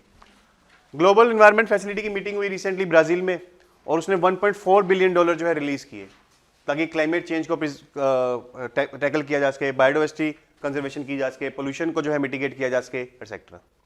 और ये फंडिंग दी है फ्रॉम 22 टू 2026 के लिए। तो अब इसी के बारे में पढ़ते हैं। पहले तो ग्लोबल इन्वायरमेंट फैसिलिटी के बारे में पढ़ते हैं। ये बेसिकली 1992 में अर्थ समिट हुई थी ना, जिसको रियो समिट भी बोल देते हैं। और एक्चुअल में ऑफिशियल नाम क्या था उस समिट का?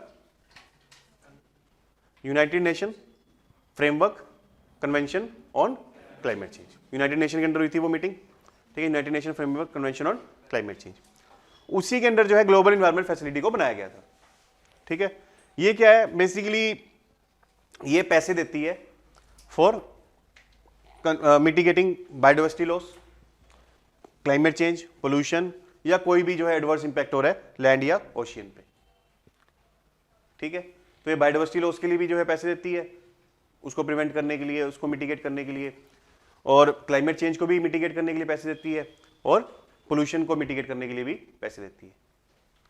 ठीक है, और इसमें वही है, एक असेंबली है जिसमें मेंबर नेशंस पार्टिसिपेट करते हैं, एक काउंसिल बनाई हुई है, एक सेक्रेटरीट, और कुछ स्पेशलाइज एजेंसीज बनाई हुई हैं, और एक scientific technical advisory panel valuation office है।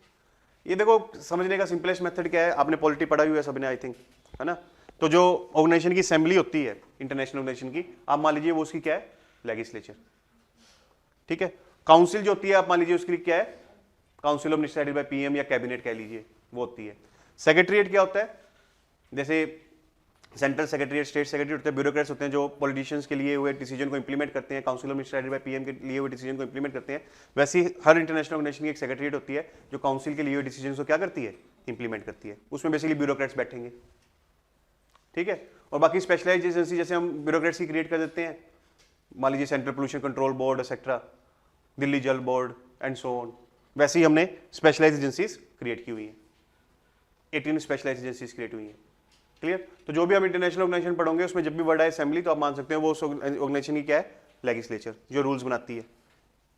ठीक है, और जो काउंसिल होगी वो एक तरह से कह लीजिए कैबिनेट है जो इनको इंप्लीमेंट करती है। जो सेक्रेटरीट होता है उसमें ब्यूरोक्रेट्स बैठते हैं, वो काउंसिल की हेल्प करती है in the implementation of rules. Clear? समझ आई? उसके बाद ये फंडिंग किस किस कन्वेंशन को, किस किस इंटरनेशनल एग्रीमेंट को इंप्लीमेंट करने के लिए प्रोवाइड करती है, याद रखना आपको, बहुत इंपॉर्टेंट है प्रीलिम्स पॉइंट ऑफ व्यू से।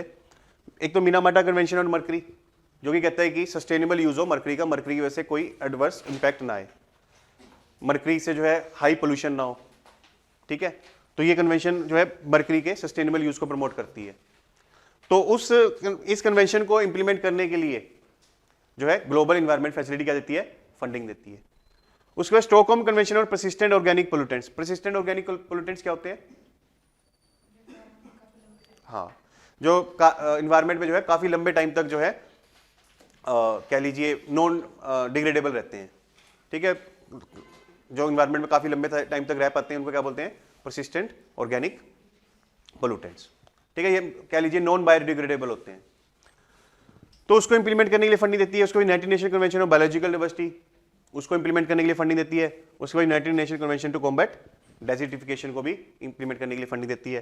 और United nation framework convention of climate change, उसको भी इंप्लीमेंट करने के लिए फंडिंग देती है, ठीक है। तो ये 5 कन्वेंशन को इंप्लीमेंट करने के लिए फंडिंग देती है। तो पांचों के नाम आपको याद रखने हैं, ठीक है। आपसे पूछेगी कि इनमें से किन कन्वेंशन की फंडिंग ग्लोबल एनवायरनमेंट फैसिलिटी देती है और किन की नहीं देती, इस तरीके से क्वेश्चन बनेगा, ठीक है। 184 मेंबर्स है, इंडिया भी इसका पार्ट है। इसका सेक्रेटरीट याद रखना है कहां पे है?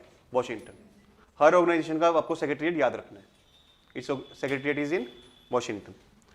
वर्ल्ड बैंक जो इसके ट्रस्टी के तौर पे काम करता है और इसके फंड को जो एडमिनिस्टर करता है। मतलब ग्लोबल एनवायरनमेंट फैसिलिटी में अगर आपको कुछ डोनेट करना है तो आप किसके थ्रू करोगे? वर्ल्ड बैंक के थ्रू। और वर्ल्ड बैंक ही जो है बेसिकली पैसे रिलीज करता है on the behalf of global environment facility. तो यानी ग्लोबल एनवायरनमेंट फैसिलिटी को चला कौन रहा है? वर्ल्ड बैंक, ठीक है। उसके बाद जीएफई काउंसिल है, उसमें 32 मेंबर्स है, वही बता रहे थे जैसे council of ministers headed by PM हमारे, वैसे इसकी है, ठीक है। और उसमें बेसिकली 14 जो है मेंबर्स डेवलप कंट्री से लिए गए, 16 डेवलपिंग कंट्री से और 2 जो है इकोनॉमिक्स इन ट्रांजिशन से। इंडिया जो है इसका मेंबर है। काउंसिल की मीटिंग 2 बार होती है साल में, ठीक है। और जो मेंबर्स हैं वो रोटेट होते रहते हैं हर साल, ठीक। और वो बेसिकली पॉलिसीज वगैरह बनाती है ताकि जो जीएफ असेंबली ने डिसीजन लिए हैं उसको इंप्लीमेंट किया जा सके।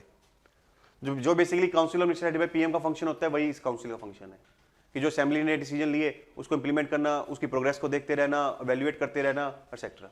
तो अब ये चीज दिमाग में रखोगे तो आप इजीली पॉइंट्स लिख लोगे। इन पॉइंट्स को याद रखने की जरूरत नहीं होती। चाहे वो मेंस है उसमें भी 2 पॉइंट आप इजीली बना लोगे कि असेंबली के लिए डिसीजन को इंप्लीमेंट करेगी, उसके प्रोग्रेस को रिव्यू करेगी, मॉनिटर करेगी, एक्सेट्रा, ठीक है। और प्रीलिम्स में भी अगर स्टेटमेंट बनती है, यूपीएससी बनाती है, तो आप उस स्टेटमेंट को इजीली करेक्ट इनकरेक्ट मार्क कर पाओगे, ठीक है। तो इसलिए जो है आपको बस कॉन्सेप्ट समझ लो एक बार, उसके बाद जो है काफी सारी चीजें याद रखने की जरूरत नहीं होती।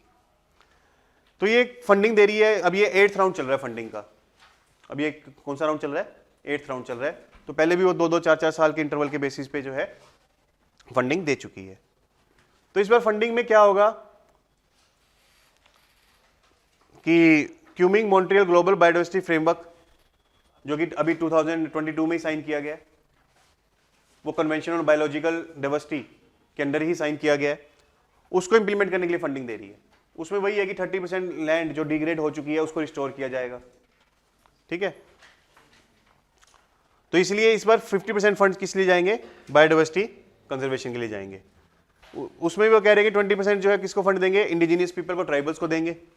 25% जो है जो अदर जीएफ की एजेंसीज उसको जाएगा। 36% स्मॉल आइलैंड डेवलपिंग स्टेट्स को जाएगा। 33% लीस्ट डेवलप कंट्रीज को जाएगा। तो ये सब आपको याद रखने की जरूरत नहीं है, इतना यूपीएससी नहीं पूछेगी, ठीक है। बस आपको ये याद रखना है कि ग्लोबल एनवायरनमेंट फैसिलिटी जो है किन कन्वेंशन की फाइनेंसिंग प्रोवाइड करती है, ठीक है। 5 कन्वेंशन है, गिना सकते हो। Minamata on mercury, Stockholm on persistent organic pollutants, हाँ, UN convention on combating desertification, उसके बाद बायोलॉजिकल डाइवर्सिटी कन्वेंशन, उसके बाद हाँ यूएनएफसीसी, ठीक है। तो ये 5 कन्वेंशन याद रखने आपको। बाकी ये तो एग्जांपल के तौर पे समझने के लिए चीजें कि इस तरीके से चीजें काम कर रही हैं, ठीक है। और बाकी इसमें कितने मेंबर्स हैं वो भी याद नहीं रखने, 184 हैं, कितने हैं ये सब याद नहीं होता। सेक्रेटरीट कहाँ पे लोकेटेड है वो याद रखना है, वॉशिंगटन, ठीक है। और काउंसिल में कितने मेंबर्स है वो भी याद नहीं रखना। ये ऑब्वियस है कि किसी भी इंटरनेशनल ऑर्गेनाइजेशन में एक असेंबली होगी, काउंसिल होगी, एक सेक्रेटरीट होगा, हो नहीं होने, हर ऑर्गेनाइजेशन में आपको ये पाएगी। तो ये चीजें याद रखने की नहीं होती, बस एक बार समझने की होती है। पेपर में क्वेश्चन आता है तो आप इजीली आंसर कर सकते हो, ठीक है। उस काउंसिल का फंक्शन क्या होगा, असेंबली का फंक्शन क्या होगा, एक बार समझ लिया, आप प्रीलिम्स में स्टेटमेंट आती है या मेंस में क्वेश्चन पूछा जाता है, आप इजीली आंसर कर सकते हो। ठीक, क्योंकि फैक्ट्स बहुत ज़्यादा हो जाएंगे तो हमें सिलेक्टिव रहना पड़ेगा कि कौन से फैक्ट्स हमें याद रखने हैं। हर फैक्ट हम याद नहीं रख सकते because we have limited memory power. ठीक है, तो जो इंपॉर्टेंट चीज़ें हैं बस वही याद रखें हम, उसी के बेसिस पे सारे क्वेश्चन आंसर करें प्रीलिम्स एंड मेंस में। ठीक है, next is Manas national park and tiger reserve. तो पाया गया कि मानस नेशनल पार्क में जो है स्टाफ की शॉर्टेज है, 63% स्टाफ की शॉर्टेज है। तो मानस नेशनल पार्क कहाँ पे है, असम में। This is location of Manas national park. और भूटान में भी जो है इसी को बॉर्डर कर रहा है रॉयल मानस नेशनल पार्क। ठीक है, और प्रोजेक्ट टाइगर के अंदर ये पहला टाइगर रिजर्व बना था। तो मानस नेशनल पार्क जो है उसको जो है सबसे पहली बार जो है as a tiger reserve declare किया गया था। It was the first tiger reserve of the country. उसके बाद जो है डेंस जंगल्स है वहां पे, ये सब भी जनरल से पॉइंट होते हैं, क्या याद रखने हैं, नेशनल पार्क है तो डेंस जंगल होंगे ही। ठीक है, उसके बाद बायोडाइवर्सिटी इसमें काफी रिच पाई जाती है, ये भी सब चीजें याद रखने की जरूरत नहीं होती। पेपर में स्टेटमेंट आती है तब आप उसको करेक्ट मानोगे और मेंस में अपनी मर्जी से ऐसे पॉइंट्स बना सकते हो। ठीक है, कि रिच बायोडाइवर्सिटी है, ठीक है, डेंस जंगल्स हैं, ग्रासलैंड है, एक्सेट्रा। ठीक, और वर्ल्ड हेरिटेज साइट है, आपको ये याद रखना है, यूनेस्को की एक है वर्ल्ड हेरिटेज साइट। अभी एक असम की एक और हमने नेशनल पार्क पढ़ा जो कि यूनेस्को की वर्ल्ड हेरिटेज साइट है, काजीरंगा नेशनल पार्क। ठीक, और वो ये बायोस्फीयर रिजर्व भी है। क्लियर है। उसके बाद है Indian eagle owl. Indian eagle owl, तो हुआ क्या कि रिसेंटली जो है इंडियन ईगल आउल को जो है एक सेपरेट स्पीशीज के तौर पे माना गया। पहले इसको जो है यूरोपियन ईगल आउल का ही एक सब स्पीशीज माना जाता था, बट इंडियन ईगल आउल को जो है अब एक अलग स्पीशीज के तौर पे रिकॉग्नाइज कर लिया गया। ठीक है, तो इसको रॉक ईगल आउल या बंगाल ईगल आउल भी बोला जाता है। रॉक ईगल आउल और बंगाल ईगल आउल। ठीक है, और हिली और फॉरेस्ट एरिया में पाए जाते हैं। तो आप इनकी शक्ल देख सकते हो। तो इनकी कलर बेसिकली अपीयरेंस जो है ब्राउन एंड ग्रे है, वाइट थ्रोट है, थ्रोट पे जो है वाइट कलर का पैच देख सकते हो, ब्लैक स्ट्रिप्स हैं इनकी बॉडी पे, और नो ऑक्टोरनल स्पीशीज है ये क्या होता है, हाँ, जो रात को एक्टिव होते हैं। ऑक्टोरनल दिन में एक्टिव होते हैं। तो आप ऑक्टोरनल हो या नॉन ऑक्टोरनल हो, हैं, दोनों है। डेट डिपेंड किया सुबह क्लास है कि नहीं है। सुबह क्लास हुई तो ऑक्टोरनल, अगर सुबह क्लास नहीं हुई तो नॉक्टर्नल। ठीक है, और रेजोनेट बूमिंग कॉल जो है वो निकालते हैं एट डॉन एंड डस्क, सुबह और शाम को जो है थोड़ी ये आवाज भी निकालते हैं। उसके बाद रैट एंड माइस को हंट करते हैं, और इवन पी फॉल क्या होता है, मोर तक को भी खा सकते हैं। ठीक है, तो पीकॉक बोलते हैं उसको, लाइक पी फॉल उसी की एक सब स्पीशीज है, छोटी स्मॉलर इन साइज होती है ना। और हैबिटेट क्या है, लाइट टू मीडियम फॉरेस्ट में पाए जाते हैं ये, रॉकी एरियाज में, हिमालयाज में पाए जाते हैं। और आयुसीन स्टेटस क्या है, लीस्ट कंसर्न। ठीक, उसके बाद है clouded leopards. Next species is clouded leopard. तो wildlife institute of India ने जो है बेसिकली कुछ क्लाउडेड लिपर्ड्स के बारे में ऑब्जर्व किया। उन्होंने क्या ऑब्जर्व किया, that is what we are going to discuss. तो wildlife institute of India जो है देहरादून में लोकेटेड है, याद रखना आपको, और मिनिस्ट्री ऑफ इन्वायरमेंट के अंदर आती है। और सिंपल सी बात है, वाइल्ड लाइफ में रिसर्च वगैरह करती रहती है, ये इसका काम है। कोर्सेज वगैरह ऑफर करती है वाइल्ड लाइफ में अगर आपको करने हैं। ठीक है, और वाइल्ड लाइफ को कैसे मैनेज करना है उस पर एडवाइस वगैरह देती रहती है।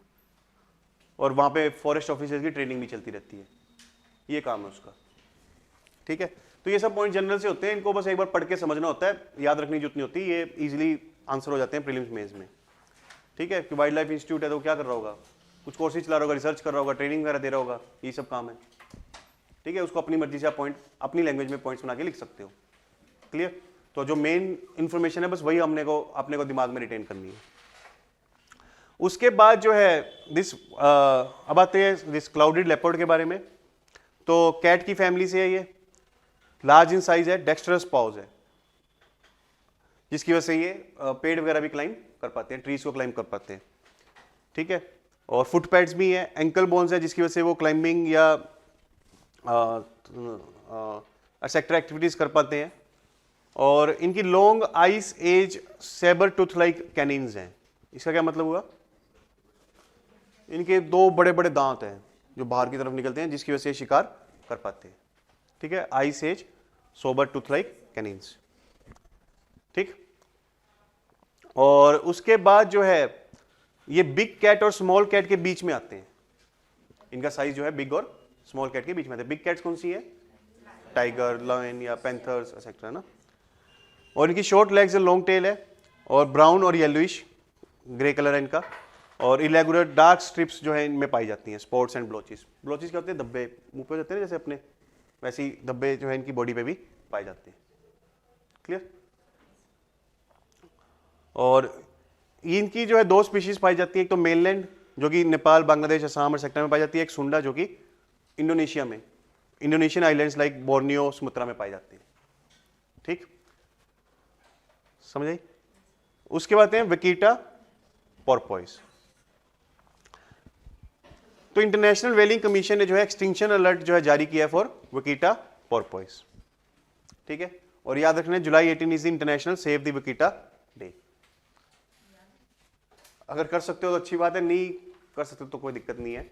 वैसे यूपीएससी नहीं पूछती डेज वगैरह। ठीक है, ये स्टेट पीसीएस वाले पूछ लेते हैं, या एसएससी वाले पूछ लेते हैं, बैंक वाले पूछ लेते हैं, वो पूछ लेते हैं, बट यूपीएससी जनरली डेज वगैरह नहीं पूछती कि कौन सा दिन किसको मनाया जाता है, अनलेस एंड अनटिल कोई इंपॉर्टेंट डे ना हो। ठीक है, जैसे वो है ना वर्ल्ड इन्वायरमेंट डे, उसके बारे में पूछ सकती है कि इंपॉर्टेंट है, वो जून 5 को होता है। ठीक है, तो इंपॉर्टेंट डेज तो पूछ लेती है, बट ऐसे डेज वो जनरली नहीं पूछती, ज़्यादातर स्टेट पीसीएस वाले या एसएससी बैंक वाले पूछते हैं। ठीक है, तो मेन क्या है? विकीटा पोर्पोइस। ये क्या है? वेल जैसी है कुछ, है ना? तो डॉल्फिन वेल के बीच की कोई प्रजाति सी है। तो ये बेसिकली इसको पेंडा ऑफ सी बोला जाता है because of its Golu Molu nature. ठीक है, तो ये वर्ल्ड स्मॉलेस्ट कैटिशियन है। कैटिशियन मतलब वेल्स, डॉल्फिन एक्सेट्रा की प्रजाति वाली ये एक काइंड ऑफ एक्वेटिक ऑर्गेनिज्म है। राउंडेड हेड है, गोल इसका हेड है। ब्लैक पैचेस जो है इसके माथे पे आपको देखने को मिलेंगे। ठीक है, और गल्फ ऑफ कैलिफोर्निया में पाई जाती है, मैक्सिको में। और आईसीयूसीएन स्टेटस क्या भी है? Critically endangered. और इंटरनेशनल व्हेलिंग कमीशन ने कहा है it is verge on extinction. It is verge on extinction. तो ये छोटी छोटी मछलियों को खाती है और मैरीन फूड वेब को मेंटेन रखती है। और इसकी पॉपुलेशन कम क्यों हो रही है?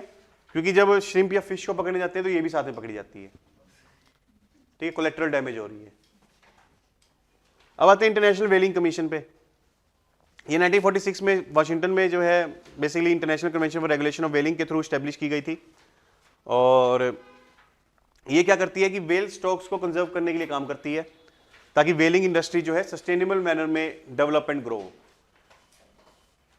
व्हेलिंग इंडस्ट्री में क्या होता होगा? व्हेल्स को पकड़ा जाता होगा, उनको मारा जाता होगा, उसके ऑयल का इस्तेमाल किया जाता होगा for different products, B it in medicine और बी इन कॉस्मेटिक्स एक्सेट्रा। तो ये चाहते हैं कि व्हेलिंग इंडस्ट्री डेवलप तो हो बट इन सस्टेनेबल मैनर, मतलब कि व्हेल्स की पॉपुलेशन पे कोई एडवर्स इफेक्ट ना आए, कि हम इतनी व्हेल्स को ना मार दें कि वो एक्सटिंक्ट ही हो जाए। ठीक है, उसके बाद जो है 88 मेंबर्स कंट्रीज हैं। जापान ने रिसेंटली इससे विड्रॉ कर लिया। इंडिया मेंबर है, याद रखना है। जापान ने रिसेंटली क्यों विड्रॉ किया?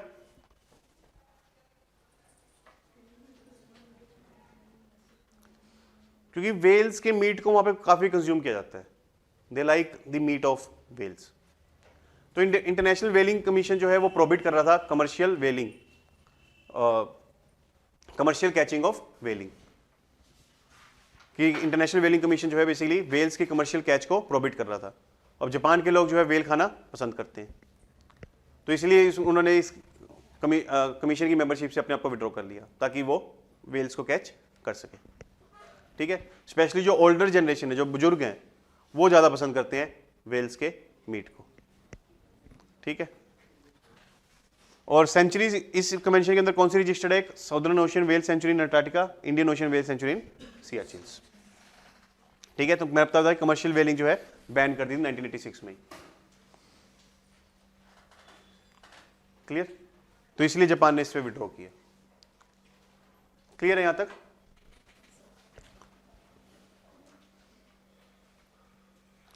उसके बाद आते हैं world lion day. World lion day 10 अगस्त को मनाया जाता है, उसमें basically conservation and protection of lions के बारे में अवेयरनेस रेस की जाती है। तो अगेन डे याद नहीं रखना, what you need to remember about lions. तो आपको याद क्या रखना है कि वर्ल्ड लॉयन डे जो है वो स्टैब्लिश किया गया था 2013 में by big cat rescue, the world largest aggregated sanctuary dedicated to lions. इसको को फाउंडेड किया था डेरेक एंड बेवरली जॉबर्ट ने, जो कि हस्बैंड वाइफ थे, जो कि बेसिकली काम कर रहे थे ताकि लोगों की अवेयरनेस बढ़े regarding the conservation of lions. ठीक है, तो जॉबर्ट्स ने जो है 2009 में नेशनल ज्योग्राफी को अप्रोच किया था ताकि बिग कैट इनिशिएटिव जो है क्रिएट की जा सके। तो बिग कैट इनिशिएटिव या बिग कैट रेस्क्यू ये हस्बैंड वाइफ ने जो है क्रिएट किया था। इसमें वो क्या करते हैं कि जिन नेशनल पार्क्स में जो है लॉयंस को कंजर्व किया जा रहा है उनको फंडिंग देते हैं ताकि लॉयंस की कंजर्वेशन हो सके। दूसरा ये क्या करते हैं कि नेशनल गवर्नमेंट्स पे दबाव डालते हैं ताकि वो कोई कानून पास करे जिससे लॉयंस की हंटिंग, पॉचिंग एक्सेट्रा प्रोहिबिट हो सके, ताकि लॉयंस की पॉपुलेशन को हम कंजर्व कर सकें। तो दो काम करती है बिग कैट रेस्क्यू या बिग कैट इनिशिएटिव, जो कि हस्बैंड वाइफ ने बनाई थी इन यूएस से। क्या काम करती है कि पहला, नेशनल गवर्नमेंट्स पे दबाव डालती है ताकि वो लॉ एनेक्ट करे ताकि लॉयंस की जो है हंटिंग, पॉचिंग एक्सेट्रा प्रोहिबिट हो सके, लॉयंस की पॉपुलेशन कंजर्व हो सके। दूसरा, फंडिंग देती है नेशनल पार्क्स को ऑल ओवर द वर्ल्ड ताकि वो लॉयंस को साइंटिफिकली इफेक्टिवली कंजर्व, प्रोटेक्ट कर सके। ठीक है, उसके बाद में वर्ल्ड लॉयन डे, इसका काम क्या भाई, पब्लिक अवेयरनेस रेज करना regarding lion status and its importance etcetera. और सिग्निफिकेंस क्या है, देखो लॉयन हमारे कल्चर का पार्ट रहा है ना, माँ दुर्गा की सवारी क्या है, लॉयन। ठीक है, और हिस्ट्री का भी पार्ट रहा है हमारे, अशोक का एम्बलम है ना, उसमें क्या है, 4 लॉयंस हैं। ठीक है, तो मॉडर्न पीरियड में जो है इसकी काफ़ी रेलेवेंस थी। उसके बाद जो है एक्सटिंक्शन की तरफ ये बढ़ते जा रहे हैं, और इनका एक्सटिंक्शन क्यों हो रहा है, why lions are getting extinct, hunting करते हैं है ना। और दूसरी वो हंटिंग किसके लिए करते हैं, एज स्पोर्ट्स या फिर एज रिक्रिएशन, लेजर एक्टिविटी करते हैं, या एज अ रिवॉर्ड या प्राइज हंटिंग करते हैं कि देखो मैं शेर को मार के आया हूँ, फिर उसकी खाल लेके आएंगे और उसको घर में लगाएंगे और दिखाएंगे कि मैंने शेर का शिकार किया। तो यानी मेरे अंदर जो ताकत है या करेज है वो शेर से भी ज़्यादा है कि मैं शेर को मार सकता हूँ, शेर आने पे भी नहीं डरूंगा। तो अपनी बहादुरी दिखाने के लिए लोग ये सब करते हैं। ठीक है, उसके बाद, और शेर जो है आपको लगता है कि अकेला रहता है, आप सुनते हो ना कि शेर अकेला रहता है, नहीं, they are highly sociable cats and live in group called prides. ठीक है, और आईसीएन स्टेटस क्या है, अफ्रीकन लॉयन का वनरेबल, ठीक है, और एशियाटिक लॉयन का एंडेंजर। याद रखना है, अफ्रीकन लॉयन का वनरेबल, एशियाटिक लॉयन का एंडेंजर। क्यों, क्योंकि इस पे क्वेश्चन आ सकता है लॉयन पे। और बाकी हमने एशियाटिक लॉयन के बारे में तो पढ़ ही लिया आज। पॉपुलेशन स्टेटस क्या है, आज के टाइम में अफ्रीका, एशिया में पाए जाते हैं, पहले यूरोप में भी पाए जाते थे, नॉर्थ अमेरिका में पाए जाते थे। 80% वो अपनी जो है हैबिटेट लॉस कर चुके हैं, 80%, और 30,000 से 1,00,000 लॉयन ही बचे हैं आज के टाइम में। So what threats they are facing, I have told you, poaching या प्राइज हंटिंग, ट्रॉफी हंटिंग, या destruction of their natural habitat because of agriculture expansion, industrialization, infrastructure development etcetera. और लॉयंस को जो है या टाइगर्स को भी keystone species of ecosystem बोला जाता है। इसका क्या मतलब हुआ, एक आर्किटेक्चरल डिजाइन होता है, जैसे कि बिल्डिंग का वो कीप इन, वो पत्थर मान लीजिए जिसको अगर आपने हटा दिया तो पूरी बिल्डिंग कोलैप्स हो जाएगी। ऐसी इकोसिस्टम में कोई ऐसी स्पीशीज अगर वो एक्सटिंक्ट हो गई तो पूरा इकोसिस्टम कोलैप्स हो जाएगा। तो लॉयंस हुए, टाइगर्स हुए, ये कीप इन है इकोसिस्टम के, अगर ये चले गए तो पूरा इकोसिस्टम कोलैप्स हो सकता है। Can you tell me how?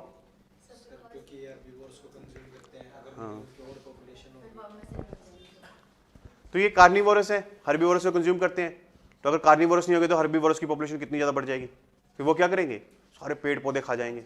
अगर वो खा गए तो फूड इनसिक्योरिटी होगी, है ना, तो बाकी सारी स्पीशीज जो है मरनी स्टार्ट हो जाएंगी, क्योंकि उनके पास खाने के लिए कुछ है ही नहीं, तो बाकी सारी स्पीशीज मर जाएंगी। हाँ, तो हम भी मरने वाले ही हैं उसके बाद। तो इसीलिए जो है ये क्या है, कीप इन है इकोसिस्टम की। क्लियर है? तो ये इंडिया ने जो है क्या कंजर्वेशन एफर्ट्स लिए हैं, एक तो एशियाटिक लोइन कंजर्वेशन प्रोजेक्ट है, और उसी के अंदर जो है लोइन सेंसस भी किया जाता है आफ्टर एवरी 5 ईयर्स। उसमें हम देखते हैं कि पॉपुलेशन लोइन की बढ़ रही है या कम हो रही है।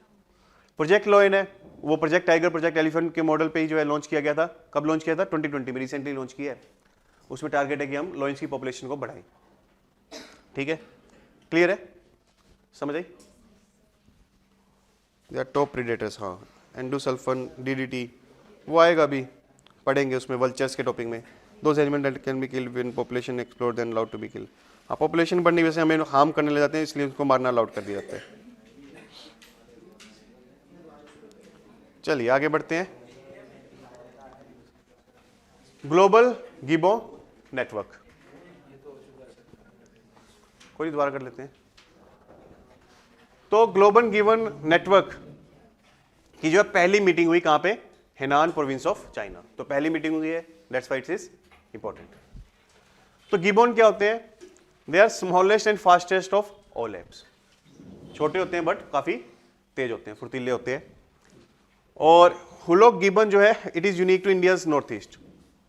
हमारे यहाँ पाई जाती है हुलॉक गिबन की प्रजाति, और हाईली इंटेलिजेंट होते हैं, और उनकी अपनी पर्सनैलिटी होती है, स्मार्ट होते हैं। ठीक है, तो हैंडशेक भी कर लेंगे आपके साथ पूरा। देखो अब यहाँ पे पूरा टैनियो पे झूलता फिर रहा है, ये अपनी लाइफ पूरी इंजॉय कर रहा है। और स्ट्रॉन्ग फैमिली बॉन्ड्स होते हैं इनके, मदर फादर बच्चे एंड सो ऑन। और इनकी पॉपुलेशन काफ़ी कम हो रही है, ट्रॉपिकल रेन फॉरेस्ट में पाए जाते हैं क्योंकि पेड़ों पे रहते हैं ये, तो ऑब्वियसली रेन फॉरेस्ट में पाए जाएंगे। एनर्जेटिक वोकल डिस्प्ले दिखाते हैं, बोलते बहुत हैं, चिल्लाते हैं, गाते हैं। और डायवर्नल होते हैं एंड अर्बोरियल होते हैं। अर्बोरियल कौन होते हैं? हाँ, जो पेड़ों पे रहते हैं। अर्बोरियल कौन होते हैं? जो पेड़ों पे रहते हैं। तो पेड़ों पे रहते हैं ये। ओमनीवोरस होते हैं। ओमनीवोरस कौन होते हैं? दोनों कौन खाते हैं? क्या खाते हैं? दोनों, हाँ, जो प्लांट्स एंड एनिमल्स दोनों खाते हैं, है ना। तो ओमनीवोरस है ये। तो आप क्या हो? हर्बीवोरस, कार्निवोरस या ओमनीवोरस? ओमनीवोरस। ठीक है, तो इंसान अगर ओमनीवोरस, उसको क्या बोल देते हैं कि नॉन वेजिटेरियन है। एक्चुअली में वो क्या है? ओमनीवोरस है। ठीक है, उसके बाद जो है टाइप्स, इंडिया में 2 टाइप्स पाई जाती है, एक ईस्टर्न और एक वेस्टर्न हुलॉक गिबॉन्स। ठीक है, लेकिन 2021 में centre for cellular and molecular biology Hyderabad ने स्टडी की। उसने कहा कि ईस्टर्न और वेस्टर्न हुलॉक गिबॉन्स की जो स्पीशीज है वो सेम ही है, एक ही है। They do not belong to 2 different species. Threats वही सेम है, deforestation, infrastructure projects, agriculture expansion, habitat loss, सब में सेम ही आते हैं पॉइंट्स। ठीक है, कंजर्वेशन स्टेटस क्या है? एंडेंजर्ड। वेस्टर्न का क्या रखा हुआ है? एंडेंजर्ड। ईस्टर्न का क्या रखा हुआ है? वल्नरेबल। और हमारे किस में आते हैं? शेड्यूल 1 में। ठीक है, तो ये याद रखना इंपॉर्टेंट है, पूछा जा चुका है यूपीएससी में about this gibbon, hoolock gibbon. Global, अब आते हैं गिबॉन नेटवर्क पे। इसका पर्पस क्या है कि गिबॉन्स की पॉपुलेशन को प्रोटेक्ट करना है। गिबॉन क्या है? एप्स हैं, है ना, उनकी पॉपुलेशन को जो है प्रोटेक्ट करना है। और याद रखना, इसको 2 इंस्टीट्यूशंस ऑफ चाइना ने बनाया है, eco foundation global and Henan institute of national park. तभी तो मीटिंग कहां पे हुई इसकी पहली? हेनान में। ठीक है, समझ आई? तो ये याद रखना आपको।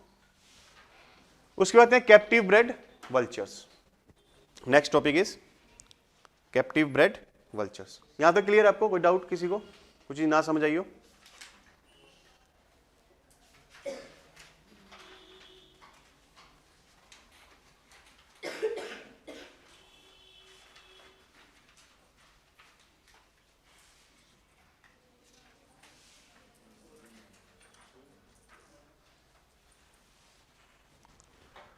उसके बाद है कैप्टिव ब्रेड वल्चर्स।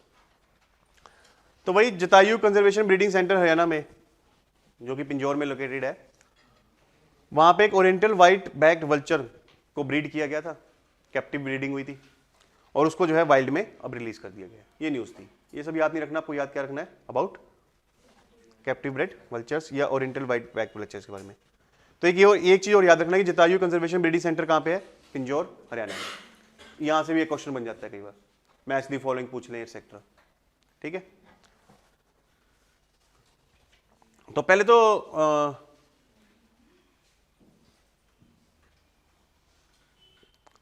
वल्चर्स जो है, जिसको हिंदी में क्या बोल देते हैं, गिद्ध भी बोल देते हैं। तो ये नेचुरल स्क्वेंजर्स का काम करते हैं। स्क्वेंजर्स कौन होते हैं? जो साफ सफाई करते हैं। तो ये नेचुरल सफाई कर्मी है। कैसे करते हैं? यहाँ ये डेड बॉडीज की सफाई करते हैं। ये जो एनिमल्स या ह्यूमंस की डेड बॉडीज होती हैं उनको कंज्यूम करते हैं ये। So they consume the dead bodies of humans और एनिमल्स। ठीक है। और इससे बेसिकली इन्फेक्शन को स्प्रेड होने से रोकते हैं। They prevent the spread of infections. क्योंकि अगर वो डेड बॉडी ऐसी पड़ी रहेगी तो उसमें कोई ना कोई पैथोजन डेवलप होगा और वो जो है फिर एनिमल्स को या ह्यूमंस को एडवर्सली इफेक्ट करेगा। उस डेड बॉडी को कंज्यूम कर लेते हैं, इसलिए वो इन्फेक्शन की प्रिवेंशन को रोकते हैं। ठीक है। वाटर सोर्सेज की कंटेमिनेशन को रोकते हैं, क्योंकि वही डेड बॉडी अगर वाटर बॉडी में जाके मिक्स हो गई तो इट विल कॉज कंटेमिनेशन। और पारसी कम्युनिटी के लिए काफी इंपॉर्टेंट है। जैसे एक तो डेड बॉडी को डिस्पोज करने का तरीका क्या होता है कि जो हिंदू धर्म में फॉलो किया जाता है ना कि जला देते हैं, है ना। दूसरा क्या है, बरियल करते हैं, like in Islam, Christianity etcetera, जमीन के अंदर जो है गाड़ देते हैं। तीसरा, पारसी कम्युनिटी कैसे जो है डेड बॉडी को डिस्पोज करती है, वो क्या करती है कि एक मंदिर है उनका, साइलेंस और टावर ऑफ साइलेंस, वहां पर जो है डेड बॉडी को रखाती है। और वहां पर क्या होता है कि वल्चर्स आते हैं और वो उस डेड बॉडी को खाते हैं। तो इसलिए पारसी कम्युनिटी के लिए जो है वल्चर्स काफी इंपॉर्टेंट है, because they are important for performing the last rites of dead bodies of Parsi community members. आई समझ। उसके बाद आजकल एक और चल रहा है कि डेड बॉडी है उसकी खाद बना दो, फिर उसको जो है खाद के तौर पे इस्तेमाल करके जो है बीज बो दो, फिर वो ग्रो हो जाएगा इनटू अ पेड़। ठीक है। तो ये भी एक तरीका है करने का, लेकिन उसमें लोगों को डाउट है कि उसका पूर्ण जन्म होगा कि नहीं होगा। क्या वो पेड़ के तौर पे जन्म ले चुका है, और क्या पता लोग मान लो किसी का बच्चे की अर्ली डेथ होगी, उसको ऐसा पेड़ के तौर पे ग्रो करवा दिया, ठीक है, तो उस पेड़ को ही अपना बच्चा समझने लग जाए और उस पेड़ को ही जो है पालन पोषण करने लग जाए ना, प्यार करने लग जाए एक्सेट्रा। इमोशन डेवलप हो जाए पेड़ से। उसके बाद जो है वल्चर की पॉपुलेशन कम हो रही है। पहले 40,000 थी, अब कितनी रहेगी? 18,000। और 99% पॉपुलेशन जो है इंडिया लॉस कर चुका है। और 3 स्पीशीज ज्यादातर इंडिया में पाई जाती है, oriental white back, long build and slender billed. ठीक है। और रेड हेडेड और इजिप्टियन वल्चर की भी एक स्पीशीज है, उसकी भी जो है पॉपुलेशन 90% तक कम हो चुकी है। तो वल्चर्स की पॉपुलेशन काफी कम हो रही है। उसके बाद क्यों कम हो रही है? एक तो वही इलेक्ट्रोक्यूशन बाय पावर लाइंस, टकरा जाते हैं पावर लाइन से, करंट लगता है, मर जाते हैं। फूड डर्थ या कंटेमिनेटेड फूड कंज्यूम कर रहे हैं, इनका फूड क्या है? Dead bodies. अगर वो कंटेमिनेटेड है, if they eat then they may get died. Pesticide poisoning हो रही है। और यूज ऑफ, ये याद रखना है इसका नाम, डाइक्लोफेनेक। ये एक मेडिसिन है जो कि यूज की जाती है for animals, for buffaloes etcetera, ताकि उनके पेन को या स्वेलिंग को कम किया जा सके। ठीक है। तो जिस मान लीजिए बुफेलो ने डाइक्लोफेनेक कंज्यूम की है, वो कभी ना कभी उसकी डेथ होगी, और उस डेड बॉडी को ऑफ बुफेलो को अगर वल्चर्स कंज्यूम करते हैं तो दे मे गेट डाइड, बिकॉज उनकी डेड बॉडी में क्या मिक्स है? डाइक्लोफेनेक। इसलिए फिर गवर्नमेंट ऑफ इंडिया ने प्रोहिबिट कर दिया यूज ऑफ डाइक्लोफेनेक, ताकि वल्चर्स की पॉपुलेशन को कंजर्व किया जा सके, क्योंकि इसकी इकोसिस्टम इंपॉर्टेंस भी है, नेचुरल स्कैवेंजर्स भी है, और पारसी कम्युनिटी के लिए काफी इंपॉर्टेंट है। समझ आई? उसके बाद conservation efforts, vulture action plan है, वही कैप्टिव ब्रीडिंग वगैरह प्रमोट करता है, हैबिटेट लॉस को प्रिवेंट करने की कोशिश करता है। वल्चर कंजर्वेशन ब्रीडिंग प्रोग्राम है जो कि सेंट्रल जू अथॉरिटी और BNHS मिलकर जो चला रहे हैं। एंड डिक्लोफेनेक को मैंने बताया कि drugs control general of India ने बैन कर दिया। इंडिया सिग्नेटरी भी है कन्वेंशन ऑफ माइग्रेटरी स्पीशीज। और तमिलनाडु ने जो है कीटोप्रोफिन को भी बैन किया। कीटोप्रोफिन क्या है?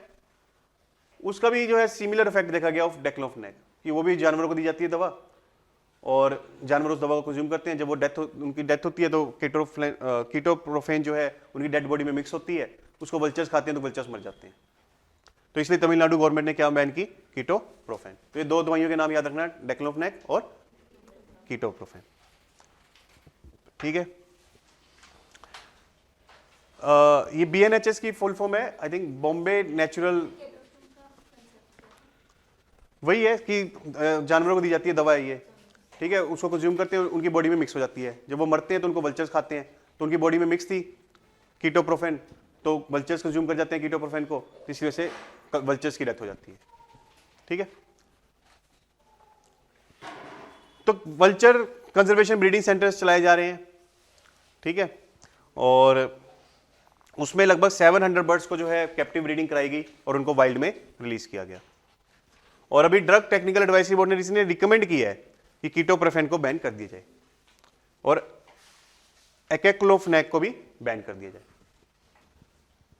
तो आपको याद रखना है दिस डेक्लोफेनेक तो बैंड है, बट इसकी रिकमेंडेशन आई है, अभी बैन नहीं हुई है, सिर्फ क्या ही है, रिकमेंडेशन। ठीक है, तो ये 3 दवाइयों के नाम याद रखने आपको, एक्लोफेनेक, कीटोप्रोफेन एंड डेक्लोफेनेक। डेक्लोफेनेक बैंड है, बाकी इन 2 की रिकमेंडेशन आ चुकी है। ठीक है, स्टेटमेंट कैसे बन सकती है आपकी यूपीएससी में कि रिसेंटली गवर्नमेंट ने जो है एक्लोफेनेक एंड कीटोप्रोफेन को बैन कर दिया है क्योंकि वो वल्चर्स की पॉपुलेशन को डिक्लाइन कर रहे थे। ठीक है, स्टेटमेंट क्या है, रॉन्ग, क्योंकि अभी बैन नहीं हुई। ठीक है, क्लियर है यहां तक। उसके बाद है लुडविगिया पेरुवियाना। लुडविगिया पेरुवियाना, ये क्या कर रही है, ये एक मान लीजिए एक्वेटिक प्लांट है जो एलिफेंट्स की पॉपुलेशन को कम कर रही है। क्या कर रही है ये, एलिफेंट्स की पॉपुलेशन को कम कर रही है इन तमिलनाडु। और तमिलनाडु में जो है अन्नामलाई टाइगर रिजर्व है, वहां पर जो है एलिफेंट्स की पॉपुलेशन को कम कर रही है। और अन्नामलाई टाइगर रिजर्व जो है केरल बॉर्डर पे है। वैसे तो न्यूज़ याद नहीं रखनी, बट आपको ये याद रखना है कि अन्नामलाई टाइगर रिजर्व कहाँ पे है, and it is on border of Tamil Nadu and Kerala. But इसको हम कहाँ मानते हैं, केरल में या तमिलनाडु में, तमिलनाडु में। ठीक है, क्योंकि स्टेटमेंट इस तरीके से बन सकती है ना, Annamalai tiger reserve is in Kerala, it is on border between Tamil Nadu and Kerala. तो इस तरीके से यूपीएससी पूछेगी। ठीक है, तो पहले पढ़ते हैं लुडविगिया पेरुवियाना। पूछ लेती है यूपीएससी ऐसे सवाल कि लुडविगिया पेरुवियाना क्या है, एक कॉस्मेटिक है, एक वीड है, इन्वेजिव स्पीशीज है, ठीक है, या मान लीजिए एक जानवर का नाम है, क्या है। ठीक है, तो ये वियर्ड से सवाल पूछती है यूपीएससी। आपको एग्जामिनेशन होगा कि कहाँ से क्या पूछ लिया, बट ये है कि everything under the sun could not be covered, but हम कुछ कवर करके जाएं ताकि वहां से क्वेश्चन सही हो। ठीक है,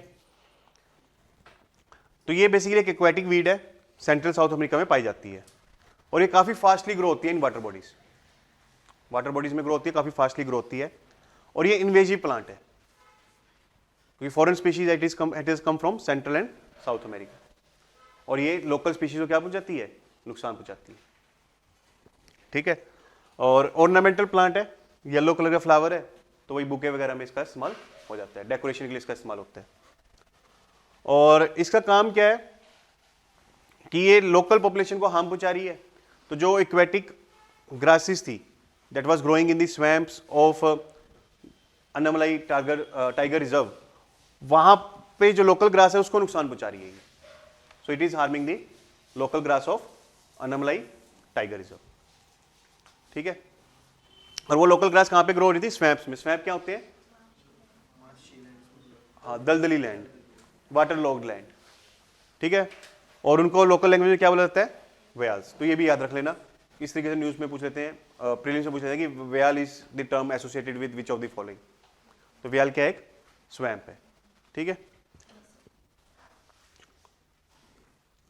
और ये काफी टॉल ग्रो होती हैं, up to the height of 12 feet. Aquatic plant है, याद रखना है, और काफी फास्टली ग्रो होती हैं। मॉनसून रेज इसकी जो है ग्रोथ को काफी स्पीड अप करते हैं। और इससे एलिफेंट्स पे कैसे इंपैक्ट आ रहा है, वही बताया कि जो लोकल ग्रास है स्वैम्प्स में उसको जो है बेसिकली डिस्प्लेस कर देती हैं, डिसलोकेट कर देती हैं ये, जिसकी वजह से एलिफेंट्स की पॉपुलेशन कम हो रही है। तो तमिलनाडु गवर्नमेंट ने इसको इन्वेसिव प्लांट डिक्लेयर किया हुआ है, इसलिए इसको रिमूव करने की परमिशन है। अगर ये स्वैम्प में डेवलप हो रही है तो इसको फॉरेस्ट ऑफिशियल रिमूव कर सकते हैं। बट इसके रिमूवल में क्या दिक्कत है कि अगर आप इसको मशीन से रिमूव करोगे तो ये आसपास की जो लोकल ग्रासेस हैं उसको डैमेज कर देगी। मशीन से अगर आप इसको रिमूव करने की कोशिश करोगे तो जो आसपास की लोकल ग्रासेस हैं वो डैमेज हो जाएंगी। ठीक है। और अगर आप मैन्युअली इसको रिमूव करने के सोचोगे तो ये बीच में से कट जाएगी, बीच में से कट जाएगी, तो जहां से कटी है वहां से फिर से ग्रो होनी स्टार्ट हो जाएगी। तो इसलिए इसको क्या करना पड़ेगा, अप्रूट करना पड़ेगा, इसको जड़ से निकालना पड़ेगा।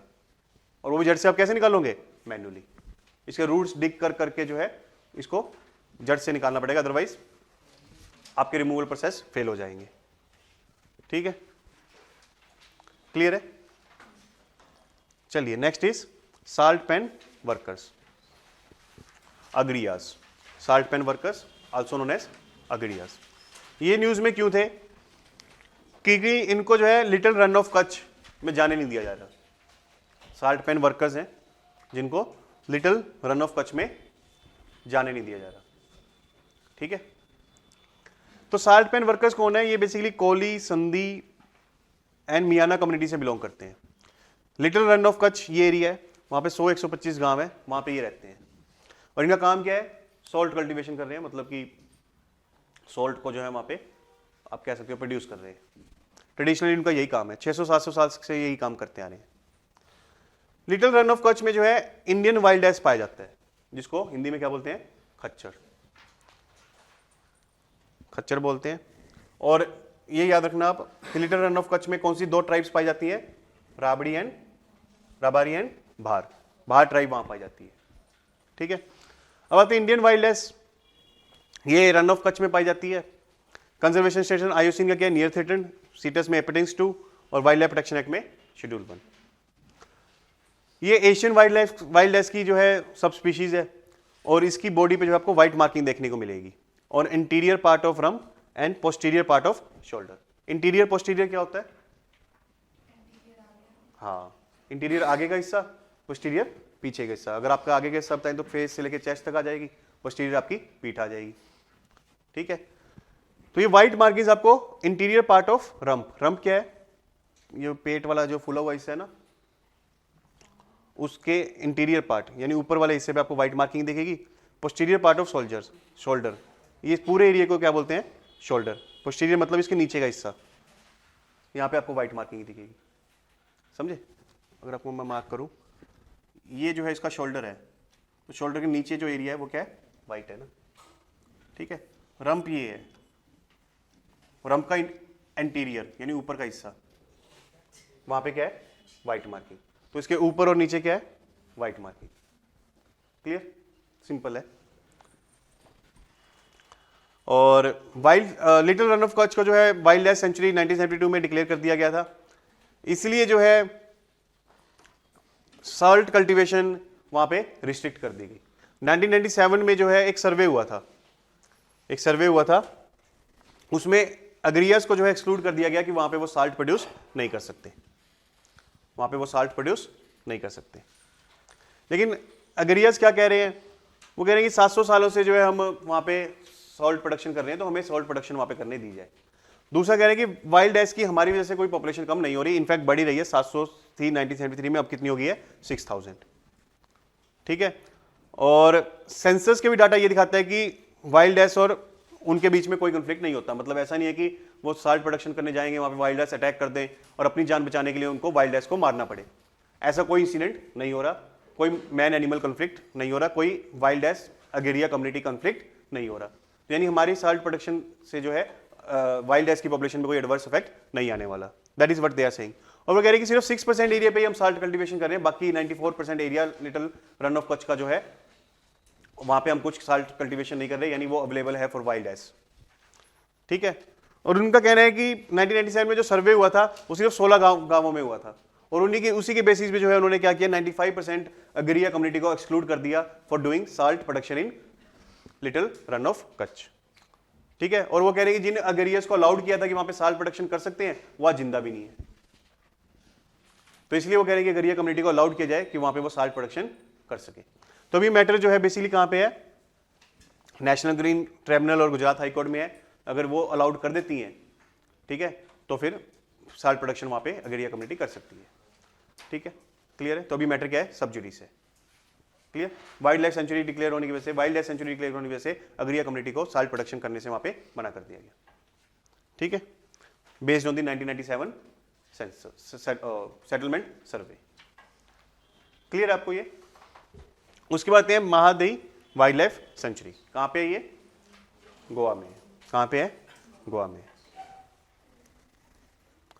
तो हुआ क्या कि बॉम्बे हाईकोर्ट की गोवा बेंच ने गोवा गवर्नमेंट को कहा कि महादई वाइल्ड लाइफ सेंचुरी को टाइगर रिजर्व डिक्लेयर कर दो विद इन 3 मंथ्स। ये न्यूज है कि वो पहले से वाइल्ड लाइफ सेंचुरी थी, उसको क्या डिक्लेयर कर दो? Tiger reserve. वैसे डिफरेंस क्या होता है ये national park, wild life sanctuary, tiger reserve में? हाँ, प्रोटेक्शन लेवल। तो नेशनल पार्क में ज्यादा प्रोटेक्शन होती है, वाइल्ड लाइफ सेंचुरी में? नेशनल पार्क में जो है ह्यूमन एक्टिविटीज वगैरह रिस्ट्रिक्ट कर दी जाती हैं, वाइल्ड लाइफ सेंचुरी में फिर भी अलाउड होती हैं।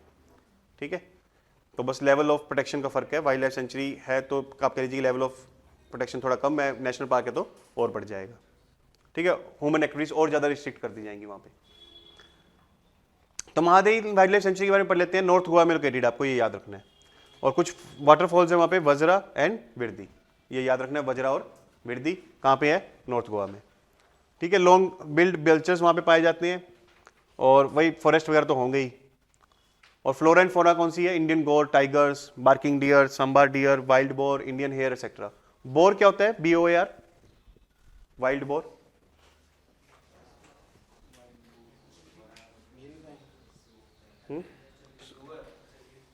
भालू? हाँ, जंगली सुअर। वाइल्ड बोर जंगली सुअर होता है। गोर?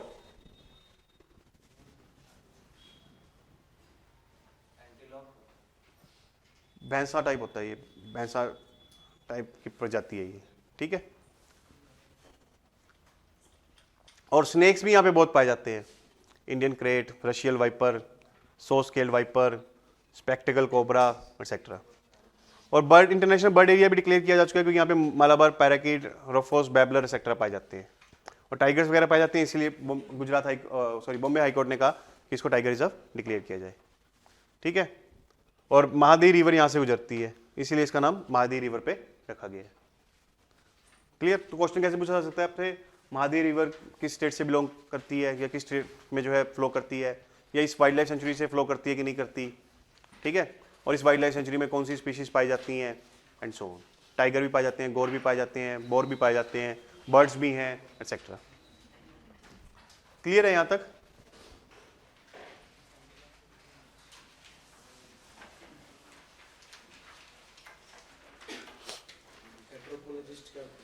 जो स्नेक्स की स्टडी करते हैं।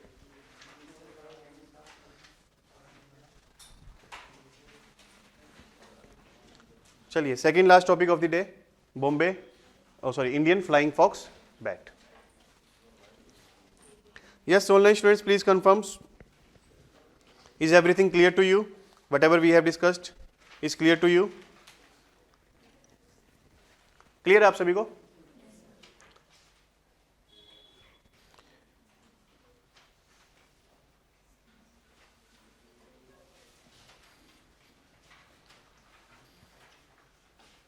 तो यहाँ पे एक हमने वर्ड आया था वैसे हमारी करंट अफेयर में, BNHS, उसकी फुल फॉर्म क्या है? Bombay natural heritage society.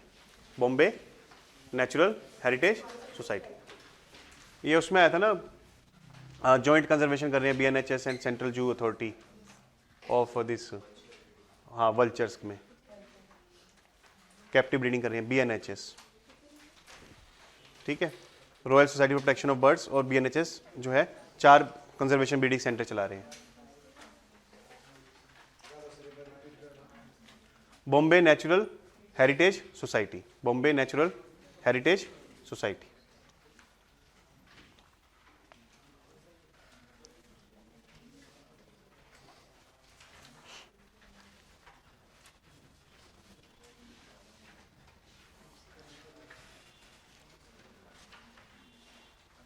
चलिए, 2 और जानवर पढ़ लेते हैं। हाँ, हिस्ट्री सोसाइटी, नहीं, बॉम्बे नेचुरल हिस्ट्री सोसाइटी है, सॉरी, हेरिटेज नहीं है, हिस्ट्री है। Yes, Bombay natural history society, Bombay natural history society. Previous year की स्पीशीज को कवर करना है, वो हो जाएंगे आपकी यहाँ पे। ज़्यादातर देखो UPSC क्वेश्चन बनाती है जो स्पीशीज इन न्यूज़ होती है। अब दुनिया में तो हजारों लाखों स्पीशीज है, सारी थोड़ा ना पढ़नी है। जो स्पीशीज न्यूज़ में होती है ना, उसी को पढ़ना होता है, और वहीं से क्वेश्चन बनता है। कैसे? देखो बहुत वो अपने आप आपकी इन्वायरमेंट की to the point current affair में कवर हो जाएगी, आपको कोई एक्स्ट्रा एफर्ट करने की जरूरत नहीं पड़ेगी। ठीक है, तो प्रीवियस ईयर की स्पीशीज आपको कवर करने की जरूरत नहीं पड़ेगी, क्योंकि अपने आप ही आपकी इन्वायरमेंट की to the point current affair में सब कवर हो जाएगा। ठीक है, और यूपीएससी क्वेश्चन आती है जो स्पीशीज इन न्यूज़ या प्लेसेस इन न्यूज़ होती है, कभी भी रैंडम स्पीशीज नहीं पूछती वो, कि कुछ भी मन में आ गया पूछ लिया, ऐसे नहीं होता। जो न्यूज़ में होती है प्लेस या स्पीशीज एक्सेट्रा, उस वही पूछती है। ठीक है, तो इसलिए हम न्यूज़ से जो है ले रहे हैं सारी स्पीशीज जो भी थी, तो इसलिए आप मान के चलो कि अगर यूपीएससी को किसी स्पीशीज से क्वेश्चन पूछना होगा तो वो आपकी करंट अफेयर में कवर हुआ होगा। क्लियर, समझे? और जो प्रीवियस ईयर की स्पीशीज हैं, देखो ऐसे तो थाउजेंड्स हो जाएंगी अगर आप प्रीवियस ईयर के निकालने लग गए। ठीक है, that is humanly possible to do that. तो इसीलिए आप सिर्फ यही करो जो हम क्लास में कर रहे हैं, और बाकी जो आपके इन्वायरमेंट के टीचर ने आपकी स्टैटिक क्लासेस में कराया होगा वो कर लो, बस इससे ज़्यादा करने की जरूरत नहीं है। ठीक है, समझे? क्योंकि वी हैव लिमिटेड टाइम, तो हमें लिमिटेड टाइम को जुडिशली यूज़ करना है। करने को तो बहुत कुछ किया जा सकता है तैयारी में, बट आप कर नहीं पाओगे, ना आप कर पाओगे, ना पहले कोई कर पाया है, ना आके आने वाला कोई बंदा कर सकता है। ठीक है, क्योंकि बहुत सारी चीज़ें हैं याद करने के लिए। ठीक है, चलिए next is Indian flying fox bird. इस पर basically centre for ecological science, जो कि Indian institute of science and wildlife institute of India में थे, उन्होंने जो है इंडियन फ्लाइंग फॉक्स बैट पे जो है रिसर्च की। उन्होंने कहा कि इंडियन फ्लाइंग फॉक्स बैट जो है इन्वायरमेंटल विजिलेंस कर रही है। कैसे कर रही है वही हम डिस्कस करते हैं। तो पहले तो इंडियन फ्लाइंग फॉक्स बैट के बारे में पढ़ते हैं। तो वैसे उसका साइंटिफिक नेम है, वो सब याद रखने की जरूरत नहीं है आपको। ठीक है, क्योंकि याद ही नहीं होगा, अगर याद कर भी लिया तो बाकी सब कुछ भूल जाओगे, सिर्फ यही याद रहेगा। ठीक है, तो ये सब याद रखने की जरूरत नहीं है। लार्ज साइज है, और इसको फॉक्स बैट क्यों बोलते हैं? क्योंकि इसकी शक्ल फॉक्स जैसी है। ठीक है, तो कभी इसके कोई इंसेस्टर क्या पता फॉक्स रहा हो। उसके बाद जो है डार्क ब्राउन कलर है इनका, और येलोइश मेंटल है, आप देख सकते हो। और मेल्स का जो साइज है वो लार्जर है देन फीमेल्स, और साउथ सेंट्रल एशिया से लेके पाकिस्तान, चाइना, इंडिया तक भी पाए जाते हैं। हैबिटेट क्या है कि फॉरेस्ट में या स्वैम्प एरिया में पाए जाते हैं, बनियान, फिग, टेमरिंड एक्सेट्रा के ट्रीज में पाए जाते हैं। और रूस्टिंग ट्रीज जो है बेसिकली बॉडी ऑफ वाटर के पास पाए जाते हैं। रूस्टिंग ट्रीज मतलब जिन ट्रीज पे रेस्ट करती हैं, जिन ट्रीज पे क्या करती हैं, रेस्ट करती हैं, वो बेसिकली वाटर बॉडीज के पास होती हैं। ठीक है, सीटस स्टेटस क्या है? Appendix 2 wild life protection act schedule 2। Negative impact क्या है? इसको वर्मीन माना जाता है, क्योंकि ये फ्रूट ऑर्चर्ड्स को, बगीचों को नुकसान पहुंचाती है, फ्रूट्स खाती हैं, क्योंकि फ्रूट बैट है ये। ठीक है, और कई बार इसको पेस्ट के तौर पे देखा जाता है या वर्मीन के तौर पे देखा जाता है, इसलिए इसको मार भी देते हैं। और काफी सारी बीमारियां भी फैलाती हैं, जैसे निपा वायरस एक्सेट्रा। ठीक है, उसके बाद अब स्टडी ने क्या पाया। अब ये डे में क्या करती है? रेस्ट करती है, रात को जो है ये एक्टिव होती हैं। तो इनका रूस्टिंग टाइम, रेस्टिंग टाइम क्या है? Day time. तो नॉकटर्नल है। तो ये क्या होते हैं, जो दिन में रेस्ट करते हैं ना, वो उस दौरान रेस्ट करते वक्त भी विजिलेंट होते हैं, अपने आसपास क्या हो रहा है उसके बारे में अवेयर होते हैं। ठीक है, ऐसे नहीं कि घोड़ा बेच के सो जाते हैं। इनको जो है सोते वक्त भी थोड़ा एक्टिव रहना पड़ेगा, otherwise they could be attacked by any other predator, है ना। तो इसलिए दो तरह की विजिलेंस रखते हैं, एक सोशल और एक इन्वायरमेंटल। सोशल में तो क्या है कि जो आसपास के जो इंडिविजुअल्स हैं उसके बारे में ये अवेयरनेस रखते हैं, कौन क्या कर रहा है, सबकी खबर होती है इनके पास। ठीक है, रात को ही एक्टिव है और दिन में भी रेस्ट कर रहे तब भी एक्टिव है। दूसरा जो है इन्वायरमेंटल विजिलेंस रखते हैं। Environmental vigilance in the sense कि अगर इन्वायरमेंट डिग्रेड हो रहा है तो इनको पता लग जाता है। इन्वायरमेंट में मान लीजिए एयर पोल्यूट हो रही है या वाटर बॉडी पोल्यूट हो रही है या डिफॉरेस्टेशन हो रहा है, सॉइल कंटेमिनेट हो रही है एक्सेट्रा, तो उनको उनके बारे में पता लग सकता है। अभी तक माना जा रहा था कि फ्रूट बैट जो है वो सोशली विजिलेंट है, लेकिन अभी स्टडी में पाया गया कि इन्वायरमेंटली भी विजिलेंट है। तो इनके बिहेवियर से हमें पता लग सकता है कि क्या इन्वायरमेंट डिग्रेड हो रहा है कि नहीं हो रहा। They can give us indication about the possible degradation of environment. ठीक है, इसको भी कीस्टोन स्पीशीज के तौर पे माना जा रहा है। कि ये नेक्टर फ्रूट तो खाती हैं, बट उस फ्रूट को जब खाती हैं तो पॉलिनेशन को प्रमोट करती हैं, सीड डिस्पर्सल को प्रमोट करती हैं। ठीक है, और अब स्टडी में पाया गया कि इन्वायरमेंटल विजिलेंस भी कर रही है, that's why also they are keystone species. तो इसलिए कह रहे हैं कि इनको मारो मत। अभी तक इनको हम वर्मिन के तौर पे देख रहे थे कि हमने अलाउड किया हुआ था फार्मर्स एक्सेट्रा को कि अगर इसको मारना पड़े तो मार सकते हो, बट इनकी जो है इन्वायरमेंटल विजिलेंस की जो है क्रूशियल रोल है, क्रूशियल फंक्शन प्ले कर रहे हैं ऑफ इन्वायरमेंटल विजिलेंस, तो इसलिए जो है इनको अब मारना नहीं चाहिए। ठीक है, that is what they have recommended. Last topic of the day is white bellied sea eagles. तो हुआ क्या कि व्हाइट बेलिड सी ईगल्स के नेस्ट जो है power line towers in Ramanathapuram of Tamil Nadu में पाए गए, ये न्यूज है। ठीक है, तो ये व्हाइट बेलिड सी ईगल के बारे में पढ़ लेते हैं। तो ये रैप्टर है। रैप्टर क्या होता है, अभी बताया था, हाँ, जो फिश जो खा लेते हैं।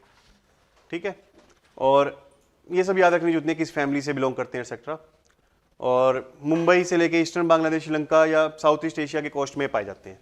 फिशेज वगैरह खाते हैं तो आपको कोस्टल एरियाज में देखने को मिलते हैं इसीलिए। और ये डायरोनल होते हैं। डायरोनल कौन होते हैं,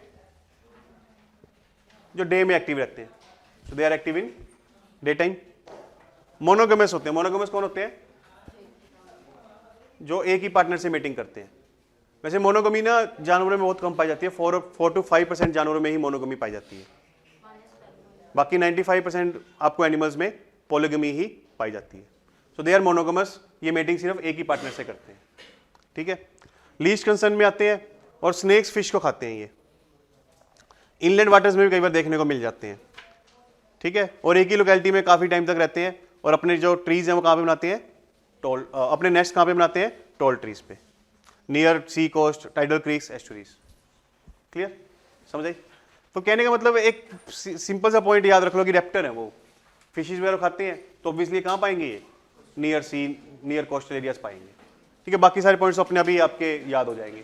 कभी कभी फ्रेश वाटर लेक्स में भी पाए जा सकते हैं। ठीक है, और मोनोगमस होते हैं, आपको ये याद रखना है, और ज़्यादातर पंछी डायरेनली होते हैं। क्लियर, तो मतलब ये पॉइंट्स याद करने ईजी है, तो थोड़ा सा हम लॉजिक लगा के थोड़ा सा समझ के करें तो। ठीक है, अगर हम सीधा रट्टा मारने लगे फिर तो कुछ नहीं होने वाला, क्योंकि अभी याद करोगे कल तक भूल जाओगे। तो इसका थोड़ा सा लॉजिक लगाओ, थोड़ा सा समझो, ये चीज़ें याद हो जाती हैं। तो 3 महीने की आपकी इन्वायरमेंट की करंट अफेयर हो गई। ठीक है, तो नेक्स्ट क्लास में हम कोई और सब्जेक्ट पकड़ेंगे, वो करेंगे। ये कल नहीं है, ये होगी आपकी ट्यूसडे एंड थर्सडे को। ठीक है, to the point current affair आपकी होगी ट्यूसडे एंड थर्सडे, वीक में 2 क्लासेस होंगी। ठीक है, क्लियर है? कोई डाउट किसी को? चलिए, आई होप कि आप सभी इसको रिवाइज करके आओगे अच्छे से। ठीक है, तो आज की आज रिवाइज करना, अगले दिन फिर करना, कल फिर करना रिवाइज, फिर जब अगली क्लास में आओगे उससे पहले रिवाइज करके आना, और एक लास्ट में मंथ एंड पे रिवाइज करना। ये 4 रिवीजन कर ली, प्रीलिम्स तक कुछ नहीं भूलोगे, और हर क्वेश्चन को आप जो है आंसर कर पाओगे इन प्रीलिम्स, और सबसे मेन बात, सही से आंसर कर पाओगे, करेक्ट मार्क कर पाओगे। क्लियर है? So that's all for today. I wish you all happy learning. Thank you very much to all of you.